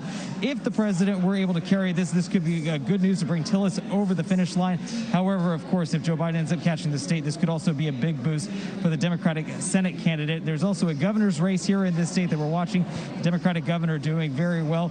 This has been a big referendum on him when it came to the state's COVID restrictions, because in this state, compared to other states like South Carolina, Georgia, you still see several different restrictions in place for businesses. And while you have plenty of Republicans that are saying they want to see the state reopen, the governor taking a much more cautious approach. And it's been curious to see whether or not that was going to be what voters were focused on the most here, not just where we are in this part of North Carolina, but throughout the entire state. At Tillis headquarters, it may look like there's nobody right here behind me, but there are plenty of people in this room. Everyone is wearing the masks, not just the media, but also Tillis' supporters, an indication that they're taking things seriously, not only with just COVID, but with how the state sees their operation here. Brett and Martha? All right, Mark, thank you. Just pointing out, we've already called the House for control to the Democrats, but interesting races along the way. Madison Cawthorn will win in North Carolina. That is Mark Meadows, the White House Chief of Staff's seat. He had a bumpy road there in the campaign.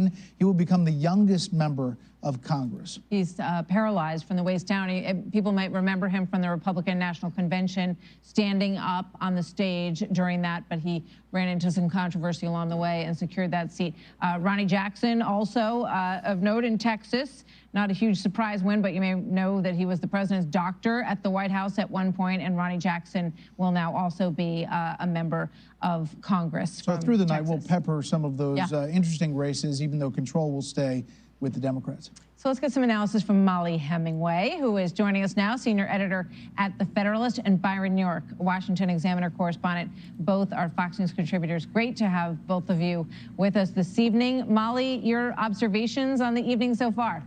Well, we know a little bit about a lot of states. It would be nice to know a lot more about a few states that are out there. But one of the things that is definitely an emerging story is about the closing of the racial gap. There's usually a pretty big racial gap in voting where minorities strongly favor Democratic candidates. And Donald Trump obviously is doing very well in Florida on the strength of not just Cuban voters, but also Venezuelan and Colombian and other minority voters. And there's starting to be an indication that this is happening in other states as well. You know, in Texas, Joe Biden is underperforming, in Ohio and Georgia, in these minority communities. It is really stunning that it is Donald Trump, someone that the media have painted as, you know, a racist racial demagogue, who is managing this transformation of the Republican Party toward a more multiracial working class party. And regardless of what the eventual outcome is tonight, that's something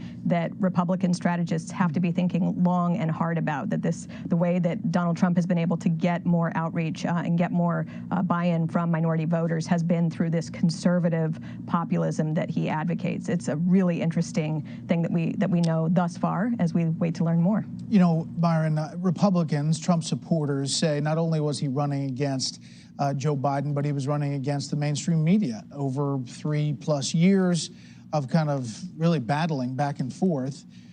Your thoughts about this race, where it stands, and kind of that framework? Yeah. Well, you know, I spent the last week of the race in Pennsylvania talking to a lot of Republicans who all strongly believed that there was something they called the hidden Trump vote, that there were people out there who intended to vote for Trump, but who did not tell not only pollsters, and that's where the media comes in, because they associated all pollsters with the media and they did not trust them. But some of them also didn't tell their friends or their coworkers or even their family. And I talked to some pollsters who were working for the larger Trump effort, and they believed it was 2, maybe 3 percentage points. Maybe that's what we're seeing in Florida right now. On the other hand, not sure you can make that case in Georgia and North Carolina right now, but clearly the level of hostility and distrust toward the media among Trump supporters is just off the scale. Byron, just staying with you for a moment, when you look at what Molly was discussing, you know, we see in a number of states the president coming in the 30% range with Latino voters in places where there's a large presence of those voters. Do you agree with Molly that we're seeing, you know, sort of an attraction to President Trump from those voters that we haven't seen in the past? Yeah, that's a potentially huge development. Remember, after the 2012 presidential election, Mitt Romney lost to Barack Obama. The RNC, the Republican National Committee, did this huge study. They called it the autopsy. And the only conclusion they came to was that Republicans had to do more to attract Hispanic voters. And if President Trump is in fact attracting more minority voters, Black and Hispanic and other minority voters, I mean, that's a very, very big deal for him. It's kind of ironic that some of the people who were involved in the RNC study opposed President Trump very, very strongly. But nonetheless, this is something the Republican Party has been trying to do for a long time. And in addition to all of that, Molly, COVID is basically on this ballot as well. Well, I think that is another issue that has been a very important thing for the Biden campaign to push, and also many people in the media. I think it is interesting that you were just talking about the feeling that Trump is running not just against Joe Biden, but the media. There were so many different ways that the media assisted the Joe Biden campaign throughout his entire campaign once he won the nomination. Prior to winning the nomination, they weren't so sure, but then they all got on board. Whether that was hiding negative stories about Joe Biden, hiding positive stories about President Donald Trump, hiding successes or whatnot, elevating the campaign themes that the Biden campaign wanted, or really an overemphasis on polls. We know enough right now to know that there has been too much emphasis on polling as opposed to the larger issues. Florida was supposed to be a win for Biden. Some people had it a strong win for Biden. It is not going to be, and that is interesting. And if we could have covered more about how the Democrats' left-leaning push toward, you know, some of these socialist messages, how that didn't resonate with minority voters and other people, you know, that would be an important thing for us to know, that if we rely too much on polling, we miss some of these stories that we could find out by talking more to the people who will be voting. Last thing, turning to the Senate, Byron, we've got the race in Michigan, John James versus incumbent Gary Peters. That seems like it's a very tight race, and there was a lot of prospect for John James. And as you look at it here, again, this is only 19% of the precincts in Michigan, but how the president does in Michigan will affect this race. Going in, James was outperforming the president in some polls by a couple points. I think you're going to see in some other states the Senate candidate outperforming the president. That one would be a very big deal. We all assumed, although it hasn't been called, that there would be a Republican pickup in Alabama, where Doug Jones would lose his seat there.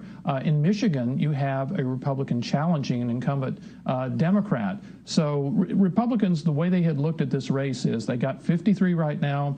They pick up one with Alabama, and then they start subtracting. And Cory Gardner has already lost tonight. Michigan could be a huge, huge factor in Republicans keeping the Senate. Molly, let's take a look at the South Carolina Senate race as well. Lindsey Graham versus Jamie Harrison. This is obviously a race that's gotten a ton of attention, millions of dollars poured into this race, and this is how it shapes up right now. Also pointing out that we're just at 29% of the count in there, 54% for Graham, 43% for Harrison. Yes, this was a race where, again, you had some early polls showing that Jamie Harrison was really strongly contending with Lindsey Graham. A lot of savvy South Carolinian watchers said that wasn't actually true, that these Quinnipiac polls were quite wrong. And I think tonight you will see evidence of that. However, those polls were very important for getting money to pour into that state. That race saw so much money raised to defeat Lindsey Graham. I think he'll probably do fine. But also, I just want to say it's a good thing to remind people that a lot of these results that we're seeing when states first close and you're starting to get results are those early votes. And it's worth remembering that the Democratic strategy was to get as many people early voting as possible. And so I think sometimes people are surprised when they see a race flipping so much from strong Democratic support initially as the early votes are returned into the later results. And part of that is a reflection of slightly different practices in how the Democratic Party voters and the Republican Party voters go about things. Molly and Byron, thank you so much. Very interesting. Speaking about flipping, our casino owner here in studio, Britt Hume, follows the betting odds, and you're saying the betting odds have just flipped? The betting odds have flipped completely. You may recall that they were sitting about 64, 65 for Biden, and then went down to 59. Now they've completely flipped. 64.8% Trump, 34.7% Biden. Now this is shades of 4 years ago when that race turned around, something like this time in the evening. They're look, they're just betting odds. They're not votes. They're not electoral votes, certainly, but they're interesting. Something's going on. I mean, I'm hearing from various corners that North Carolina is looking increasingly good for Trump, that Ohio's looking good for Trump, that he's certainly got Florida. So Pennsylvania, here we come. Yeah, wow. Harrisburg is really lovely this time of year.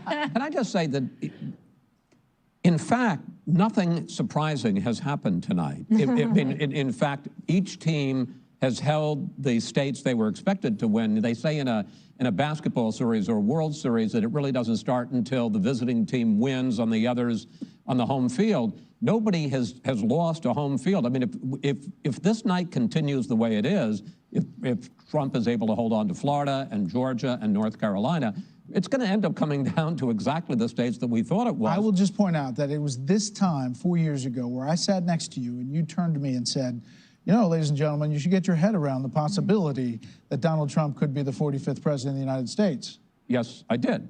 I'm not going to say that yet tonight because there hasn't been that kind of a change. But in other words, at this point, even if the president were to hold North Carolina and Georgia, it still makes Pennsylvania, Michigan, Wisconsin, Minnesota, the key states, and whoever wins those states wins the presidency. Yeah, as I said before, when you do that what-if board, it's filling in pretty much the way you would fill in all of these early states, or exactly how you would fill in all these early. There you go. Yeah, it's they seem to be a little more confident. I think there's a lot more vote, or look like North Carolina was. That they're saying they're hearing that, or kind of giving the indication that Trump might win North Carolina, which would be good news, or almost good news for the Trump campaign of what was going on. But it's a really interesting that if he does hold Georgia and that, but the one that would, especially with the amount of vote that's in Texas, is just barely. Trump's got a 0.5 point lead right now on that. Michigan is going big, but only 20% of the vote in. Trump's getting about 58 to 40 on that. Minnesota's almost the opposite, 65 to 33 with 10% in. But Minnesota's a little bit different than not as much, but a little bit more liberal even than Michigan is on the deal. The Senate is going to be very good. Maybe they pick up Georgia, or Georgia, the Doug Jones seat, and and hold the North Carolina seat, or pick up the North Carolina seat. That would be very interesting of that. Now, it's something to be beholden of this stuff, and when you look at it across the board, how are you going to facilitate how this stuff works? Because man, it looks like it's going to be shaping up to be a very, very, very interesting and close night. The projection right now is 129 Biden to 100 for Trump, is where the Electoral College on the states that have been called right now. So you look like that. Man, Biden's leading big in New York, but 73 of that. That one poller that predicted that. Ohio is now going for Trump with 70% of the vote in. That's much more encouraging than it was earlier on that, because that's another state that Trump has to have to win on that. It was interesting that Brent Hume brought up that the odds have jumped now that Trump's a 64% chance to win, when earlier in the day the odds makers were saying 64% Biden. So somebody somewhere thinks there's going to be a lot of vote coming in for Donald J. Trump on the meter here coming up, but it's going to be I think it's going to be a long night. We may have a decision by night, but it may not come down to Pennsylvania, just depending how Minnesota, Wisconsin, and Michigan break on that, assuming that Trump holds Georgia, North Carolina, and Florida, which he looks like he's Florida, I think, is I've called Florida for Trump on that. None of the major networks have done it, but I think he's definitely going to be the one. I think he's definitely got Florida in the bag. Still only a 0.7% lead with Texas, with 60-some% of the vote in. That will probably increase now that you're probably getting more of the rural countries, which is big Trump country. You probably got a lot of Houston, Dallas, San Antonio, Austin vote for that. Let's check in and see what Chris... Vacation to remember. To learn how to explore South Dakota safely, visit our website. When you can't watch. There was my favorite governor, I think, Kristi Noem of South Dakota, saying, come to South Dakota if you have the vacation of a lifetime on that. But yeah, it's Wisconsin right now, 52-46 for Trump. So that's encouraging news. He won that state. If he holds that, that will be definitely good news for the Trump campaign moving forward on this whole deal. Let's pick up and see what's coming up on Fox News. And Dana Perino sent us a bunch of candy, so everybody's jacked. This is what Jack looks like in the Nerdquarium. All right, we are going to grill you here. Here's the grilling. We're going to start in the Commonwealth of Virginia, which we made a call very early on that it was going to Biden. We have the yellow check mark right there. There are a couple other organizations that have pulled back that call based on what they're seeing. And obviously, we're looking at the vote totals right now at 1.2 to 963. So where are we on Virginia? That's a shocker. Well, let me put it to you this way. If the projections that these others you speak of were to hold true, the incumbent senator in Virginia, Mark Warner, would lose by like 20 points. So for Republicans who are excited about Virginia, or Democrats who may be despairing, this is a reflection of what we've been talking about all along. There are tons and tons and tons of votes out that have not yet been counted. We have a high expected count for votes in Virginia, and our call will hold. We feel very confident. Because it's 47% precincts in. So it's just confusing for people who look at it on the screen and they say a yellow mark, but wait, it's 55-43. How can they do that? Explain how exactly you can do that. because thanks to the Fox News voter analysis, we have all of these completed interviews with all of these Americans, people who voted early, people who voted in person early, people who mailed in, people who voted on the day of. So once we can match that up with the vote that's coming in, we know how good our surveys were. We know how good of a job we did, along with our partners at the Associated Press and the University of Chicago National Opinion Research Center. We can see, how did it cook up, right? Is the turkey done? And the turkey's done in Virginia. You're sure? Yep. Okay, if it's not, you're coming back. Yeah, you're coming back. I'm happy. I'm happy to, as a West Virginian, I'm always happy to come back and talk smack on Virginia. Okay. Well, let's go to Florida, right? Yep, let's go to Florida. What do you think? Florida, it's 93% in our probability meter. Let's call it. Well, if the probability meter was a decision desk, what would we do? You'd just get rid of us, and Dana would save all that money on candy. Now it's 95%, by the way. The president is leading in Florida. It's not unreasonable for his campaign to be optimistic about Florida, but we would also remember that Florida is a land of alligators when it comes to calling races. And there's just no reason for us right now to take a chance on calling Florida, where there is still a considerable amount of vote out, and we're not quite sure given the high numbers of early votes. So we're just not quite there yet. What about this thing about the absentee ballots requested in different states, Florida, North Carolina, and the ones that came back received? We know that there's a percentage every year, as Karl Rove talked about, that they just don't vote. It's usually 5–8%. That don't get returned. But there's, when you're talking a big number, like hundreds of thousands of absentee ballots that have not come back. Well, one of the things that makes it challenging for everybody, whether you're watching at home, whether you're on a campaign, whether you're a forecaster, whatever, when you turn up the volume on early and absentee votes by 50%, right? When you have this massive increase in all of these votes, Trump's coming in within a half a point with 86%. Right? It's going to make things look different. What we do mostly in our work is compare this year to that year. This year to that year. How does it look now versus how did it look then? Because there are incremental changes in demography and incremental changes in turnout. This is one of the most significant changes in the way we conduct elections in our lifetimes, to go from basically 40% votes early and absentee to 60% in early and absentee. And if that's the kind of change you're looking at, you're going to see huge numbers of weird stuff if you compare it to 2016. By the way, so don't worry about it. The sizes of Donald Trump and Joe Biden, accurate. Yes, they're correct. They are actually that to scale. It was nice of them to come and stand on either side of the map with us tonight as we figure all this out. Let's bring in Bill Hemmer to continue the grilling. Trump's up 1.5 points Chris in is better in the Texas bow with tie, 66% but I still like him nonetheless. Chris, good evening to you. I will tell you at the moment, this is Ohio for our viewers at home, because the last time we talked, Donald Trump was trailing. Now he's taken the lead in the state of Ohio. He won it by about 7.5 points from 4 years ago. Last time we talked North Carolina, there you go. I mentioned it was getting tighter and tighter.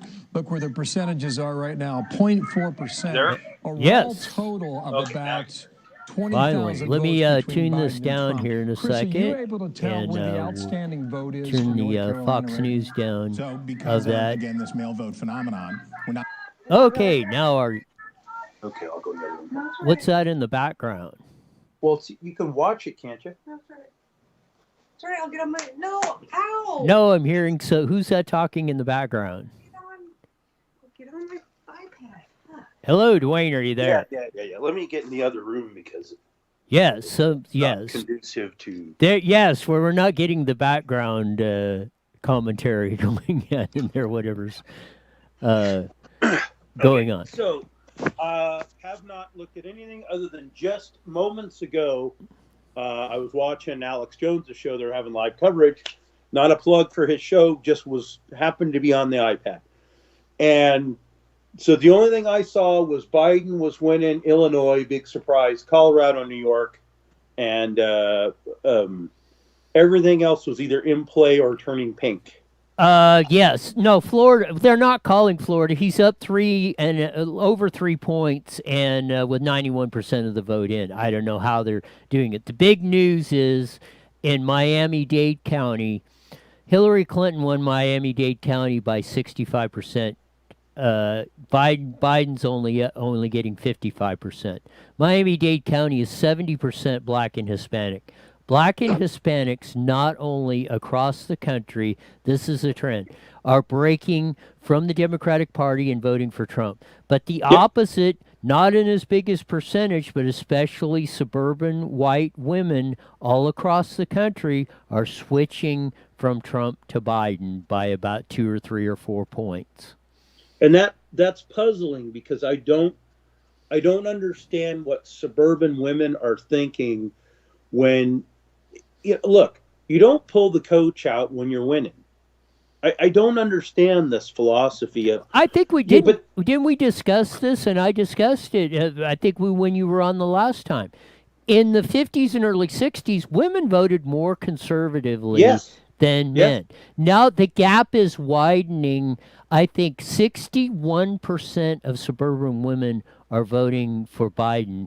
And it's closer on the men. It's only like a 49%, 49 to 47 in the versus the male vote of that. But they are breaking hard. I'm still having a hard time understanding that demographic because if we look at typically urban lifestyle and people, they tend to be more independent, more self-reliant, which does not align itself with the current Democratic Party and is antithetical to the current Democratic Party and their demographics. So that's still a puzzling thing to me, but it doesn't, like you said, nothing's going to surprise me. But like I said yesterday, keep looking, keep watching. This is going to get better as the night rolls on. And it looks like the minority, or not minority, let's just say as ethnically defined Hispanics and blacks are moving from the Democratic Party to Republican, and the suburban white women going from Republican to Democrat. It looks like they're canceling each other out. I mean, this is almost looking to shape up like the 2016 election, just that you're seeing the shift in demographics. The numbers and percentages will be about the same on this, but it sets up a deal. I mean, Trump is only winning Texas right now by about 1.5 points with like 67% of the vote in of that. Again, you're seeing this purple to blue shift in Georgia. Well, that's Texas, where that's coming from. And that's Arizona. Yes. Where have the Californians landed heavily? Atlanta, Georgia, Dallas, Houston, San Antonio, Texas, Phoenix, Arizona.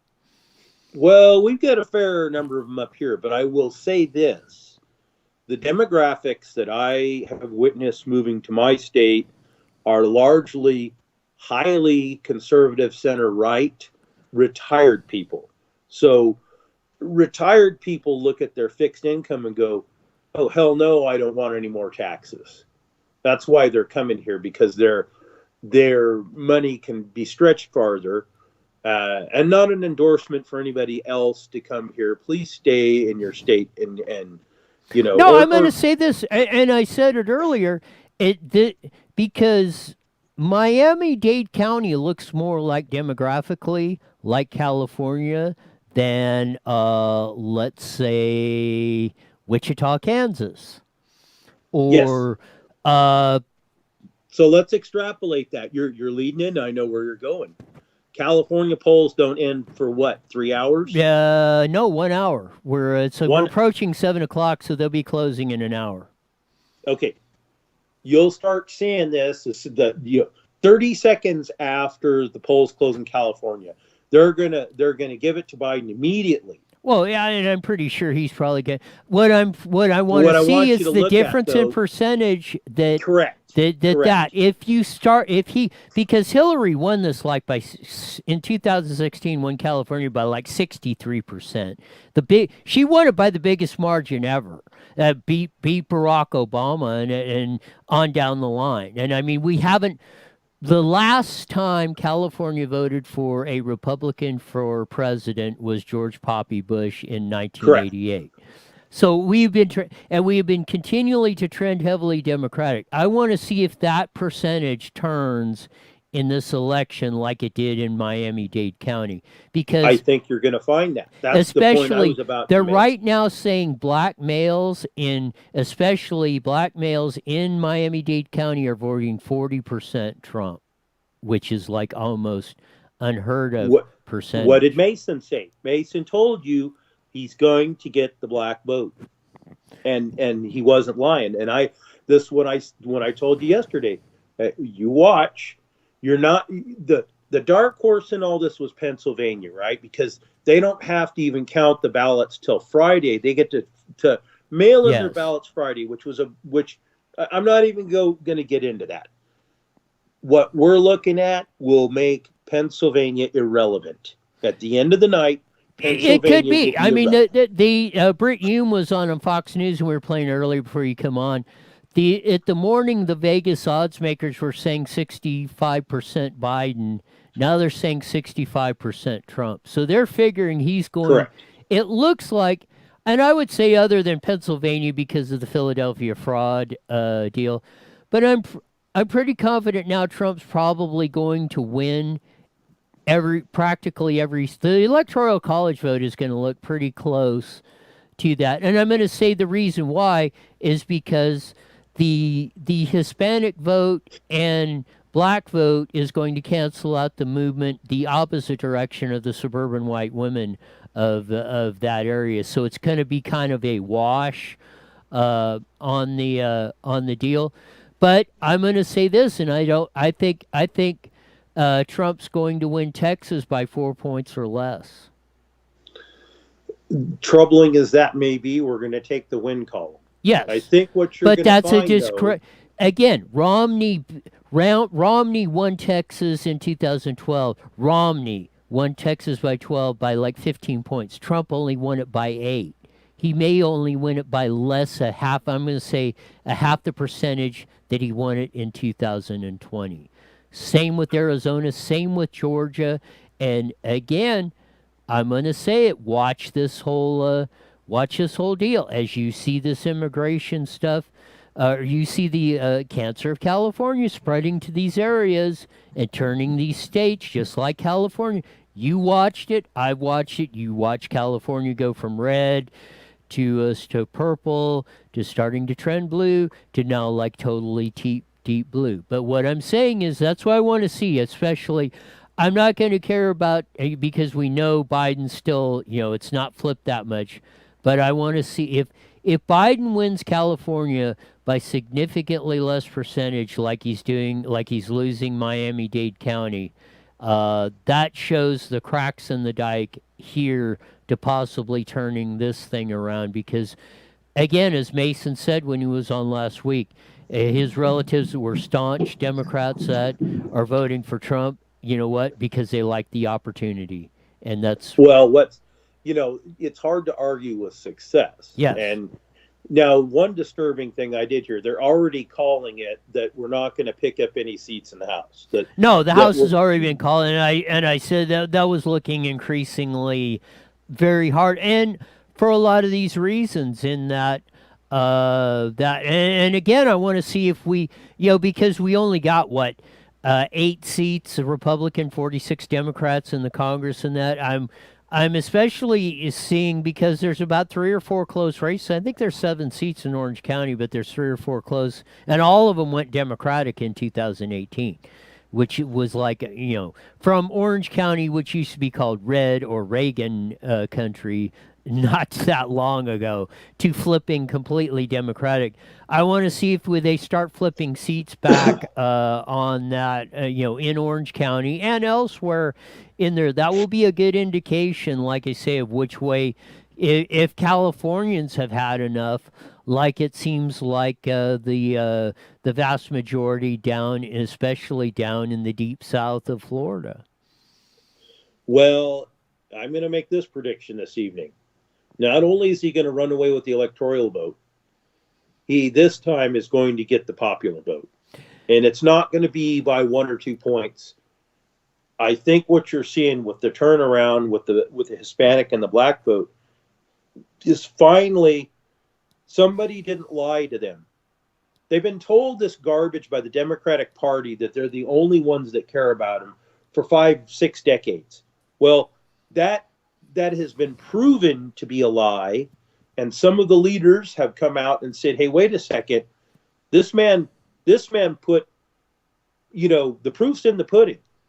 He didn't give us a handout. He gave us a hand up. He allowed us to get off our butts and go get back into the earning column, into the asset column." Barack Obama didn't pass legislation to permanently fund black colleges. Donald Trump. I said the biggest racist in the world is Barack Obama. I agree. He said, I'm going to transform America. And what I said, and I especially asked when Stephanie was here, that on the deal of women, I said, why do you want to believe the lie? I said, and why don't you ask the follow-up question? You thought, or you didn't ask the follow-up question of what you meant. You just assumed, oh, he's going to bring racial harmony. First African-American president. Everything's going to be lollipops and roses and the whole da-da-da-da-da. And you know what? You didn't ask the question of what do you mean by what exactly is your plan? Because he was going, and he and his ilk were going to be the slave, the plantation owners, and you were going to be the slaves. Yeah, well, their whole point was it's their turn now to put Whitey in chains. Let's just call it what it is. And yes, this is a predominantly white country, and yes, it has been predominantly white-led. And yes, the representation for blacks and Latinos has been less because of their population. But things have changed. And what Barack Obama wanted to do was flip us into a third world country. And I will say this, you would not see Black Lives Matter have the power they have today if it was not for Barack Obama as president. Yeah, because look at every time there was any kind of racial issue at all, it was front page news, and he had to go out there, grab a mic, and run his mouth about it.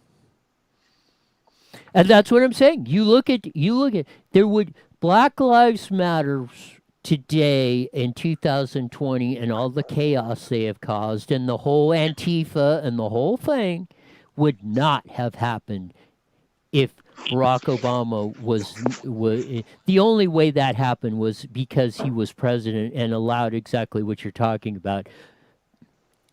Brought race into everything that he possibly could in that to conquer and divide the 330 American people. Sure. And again, divide and conquer is the strategy of what system of government? The tyrants and dictators throughout history. Correct. Socialism, communism are all the same thing. It is using your money at the point of my gun. Wow, 25% right now, just as that, and Trump's up 47.5. Okay. Well, that's still early, but that's we're going to gain more. Yeah, who knows? Yeah, but I mean that's Pennsylvania is definitely going to be a bellwether. The Rust Belt again, like I think in 2016, those Rust Belt states, Pennsylvania, Wisconsin, Michigan, Minnesota are going to call this. Yep. Yeah, Ohio, which seems to be pretty solid right now. It was looking early, but it looks like it's going to be pretty solid Trump country of that back in the game like last year of that. Look, the nation as a whole wants to go back to center-right conservative values. The people on both coastal areas who think that we should live under some pseudo whatever social communist democratic environment are just plain wrong. And what we do need to do is understand why. We need to go out. I mean, can we open the phone lines? Is there anybody out there that is an urban white woman that voted for Biden? Can you please call in and tell me why? I just want to understand. I'm not going to cut you down. I'm not going to tear down your opinion. I just want to understand why. Why would you vote for somebody like that? You know, and I think and I don't know if they'll call in or comment, but and Stephanie said, I said, why do you believe the lie? And she said, we're women. And I think that if you want to get really simplistic about it, I think that's they want to believe in the fantasy land that something everything's just somebody else is going to save you, the knight in shining armor and the whole thing, and you just wish it and it comes true, and that whole deal. And I said it, I'll say it again. Women, you're going to rue the day you're trying to make women out of all of us men. Because we may be the retarded half of population, but we were put on this earth for that, for a purpose to keep it from going off the cliff like this. Well, yes, and what people need to understand is when you give up your liberty for security, and you put that in the hands of a government entity, what you get is equality in the form of mediocrity. You need to understand. Yeah, you will. 98.7% of you will be equal, but you ain't going to like that equal because you will understand what really being in the poorhouse is all about. Exactly. You will all be equally poor. Yes. Let me give you a little window into what a communist socialist dictatorship looks like, since none of you have traveled to Cuba or Venezuela or talked to anybody from the former Soviet Union, who I have had several intimate conversations with several people. That I have two friends that were from the Eastern Bloc. I have another friend that lived in Lebanon. And I can tell you, so you want a car? No. First of all, you need to look up what a LADA is. LADA. It's a Fiat 124 copy that they stamped out. In order to get a LADA, you had to be put on a government waiting list to get one. Most of them were white. Some of them were dark color. And you waited to get one. But here's the other kicker. You had to prove that you had a need. You were some official that had to travel. Otherwise, everyone was relegated to public transportation. So those of you in Southern California, within the sound of my voice, understand that if you have to take public transportation from Riverside, California to North Los Angeles, that is going to take you a while. The response of the communist government is, we don't care that you're going to spend 4 hours each way. You have transportation. And it doesn't cost you anything. It's free. But you're going to spend 8 hours in addition to your 8 hours that you already work traveling, because it has to stop at every friggin' intersection to let people on the bus. So, welcome to the reality of what social dictatorship looks like in the form of fairness and equality. There's no Mercedes-Benz for you in the future. There's no BMW. There's no Corvette. There's no airplane, no boat. You're allowed to have a communal catamaran that's a beat-up piece of junk that has no sails on it. No nice house on the hill. No, you live in an apartment complex. And here's the thing. For those people that don't understand this, you need to talk to somebody that lived in the Soviet Empire. You live in a flat with no heat. And the reason you have no heat is because you've burned up all of the furniture in your dwelling. It's because they don't allow fracking. 10-4. I don't understand these people that think they know it all. Oh, it's not that way. That's a lie. Look, just because you don't want to accept reality does not mean it is not true. You need to avail yourself of something other than Google, YouTube, Twitter, and the like. Actually talk to somebody that has lived that experience. Ask the people that immigrate to this country and actually swear an oath to our flag. Why was it that you came here? If our country is so awful, if Donald Trump has made such a mess, why is it that we have a record number of applications trying to get into this country? I don't understand how you can deny facts like that just because you want to.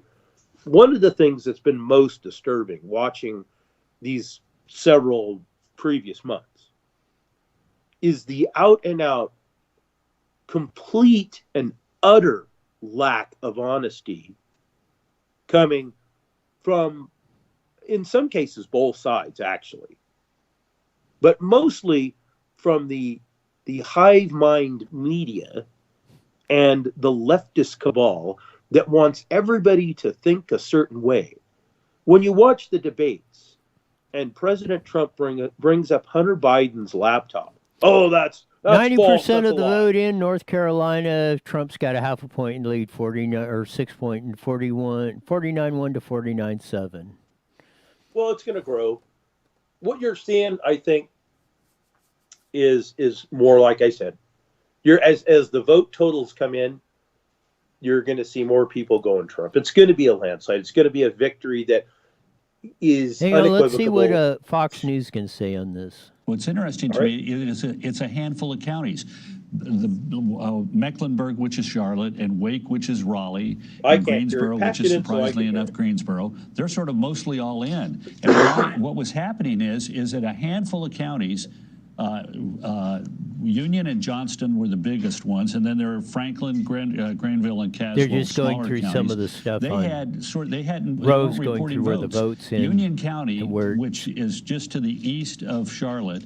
And, but I can't hear it. Johnston, I'll which have is just to work the on east that. of Wake. Push the right button. Johnston started to come in and flipped it because these counties. Union County went last time around 81-19 Republican. Johnston County went 64-32 Republican, and there are about 200,000 votes there. And just as one of those counties comes in, North Carolina is so close that it flipped it from being from a Biden lead to a Trump lead, and from a Cunningham lead to a Tillis lead. And we got one other big county, and then 3 smaller counties to come in. Now there's some stuff in Charlotte and stuff in Raleigh. It's yet to come in, but it's like a small percentage of the vote.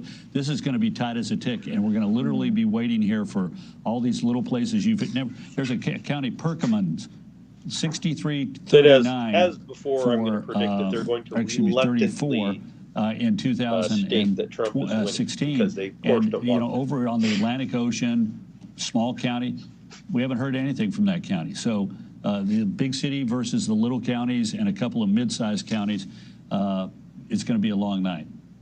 Hello, Kirkland. Trump won these states in 2016. So, they say, and they're still saying it with that out. It's going to be tight, even in North Carolina. It's probably going to be a tighter percentage than that. Although the Republican is winning the Senate seat now in North Carolina with almost 89% of the vote, but Rose saying it's still, with where the vote's coming and this and that, it's still going to be that. I mean, he's only up 30,000 votes out of almost 5 million right now, and a little over about 5.5 million in North Carolina. Like you say, 0.6% is the lead right now, 49-1 to 49-7, with 90% of the vote in. So it could.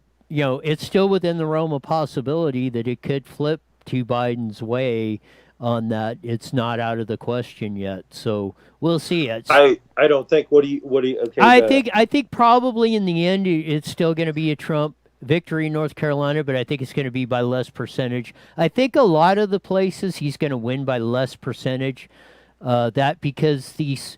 Across the country, the suburban white women vote is actually bigger than the Hispanic and black, especially black male vote, which is that. And so I think you'll see some of the wins will be by less percentage in some areas like in North Carolina, of that from that across the board. Actually, he's going to win Florida, I think, by much more. Looks like he's up 3.5 points right now with 90%, 91% in, and he only won it by 1.2%. So you'll see these pockets of where there's a more minority vote. You're going to see him win bigger percentages. Where there's more of a white suburban vote, you're going to see him win by less percentages. Well, I think that if we were assured that the vote tally was accurate and that there wasn't fraud, I'm going to say there's a 5 to 10% fraud possibility in every state. And so those states that are 1 to 2% Trump, if there is an audit of the balloting process, I think you're going to find that they switch a much higher percentage. I think what you're seeing is, look, we knew that the Democrats have been caught with the Postal Service, of all people, stacking the ballots, throwing stuff away on the Trump side, stacking the ballots for Biden. I mean, it's the way they play. And Pennsylvania is going to work the same way. They're showing the rural counties, Trump's winning big, are winning in bigger percentages in the population areas, Philadelphia, Pittsburgh. He's, Biden's winning more than what Trump did in that. So you're seeing this flip, or not only are you seeing the ethnicities, but you're seeing a bigger divide between between the extremes, the rural, and if I can get the word out, and urban, areas of that, and everything in between. You're seeing the greater divide coming up on that. I'm gonna take a break here for a while on that. I might come back later on in an hour or so when things settle down and California polls come up on that. But just wanted to get your take on it.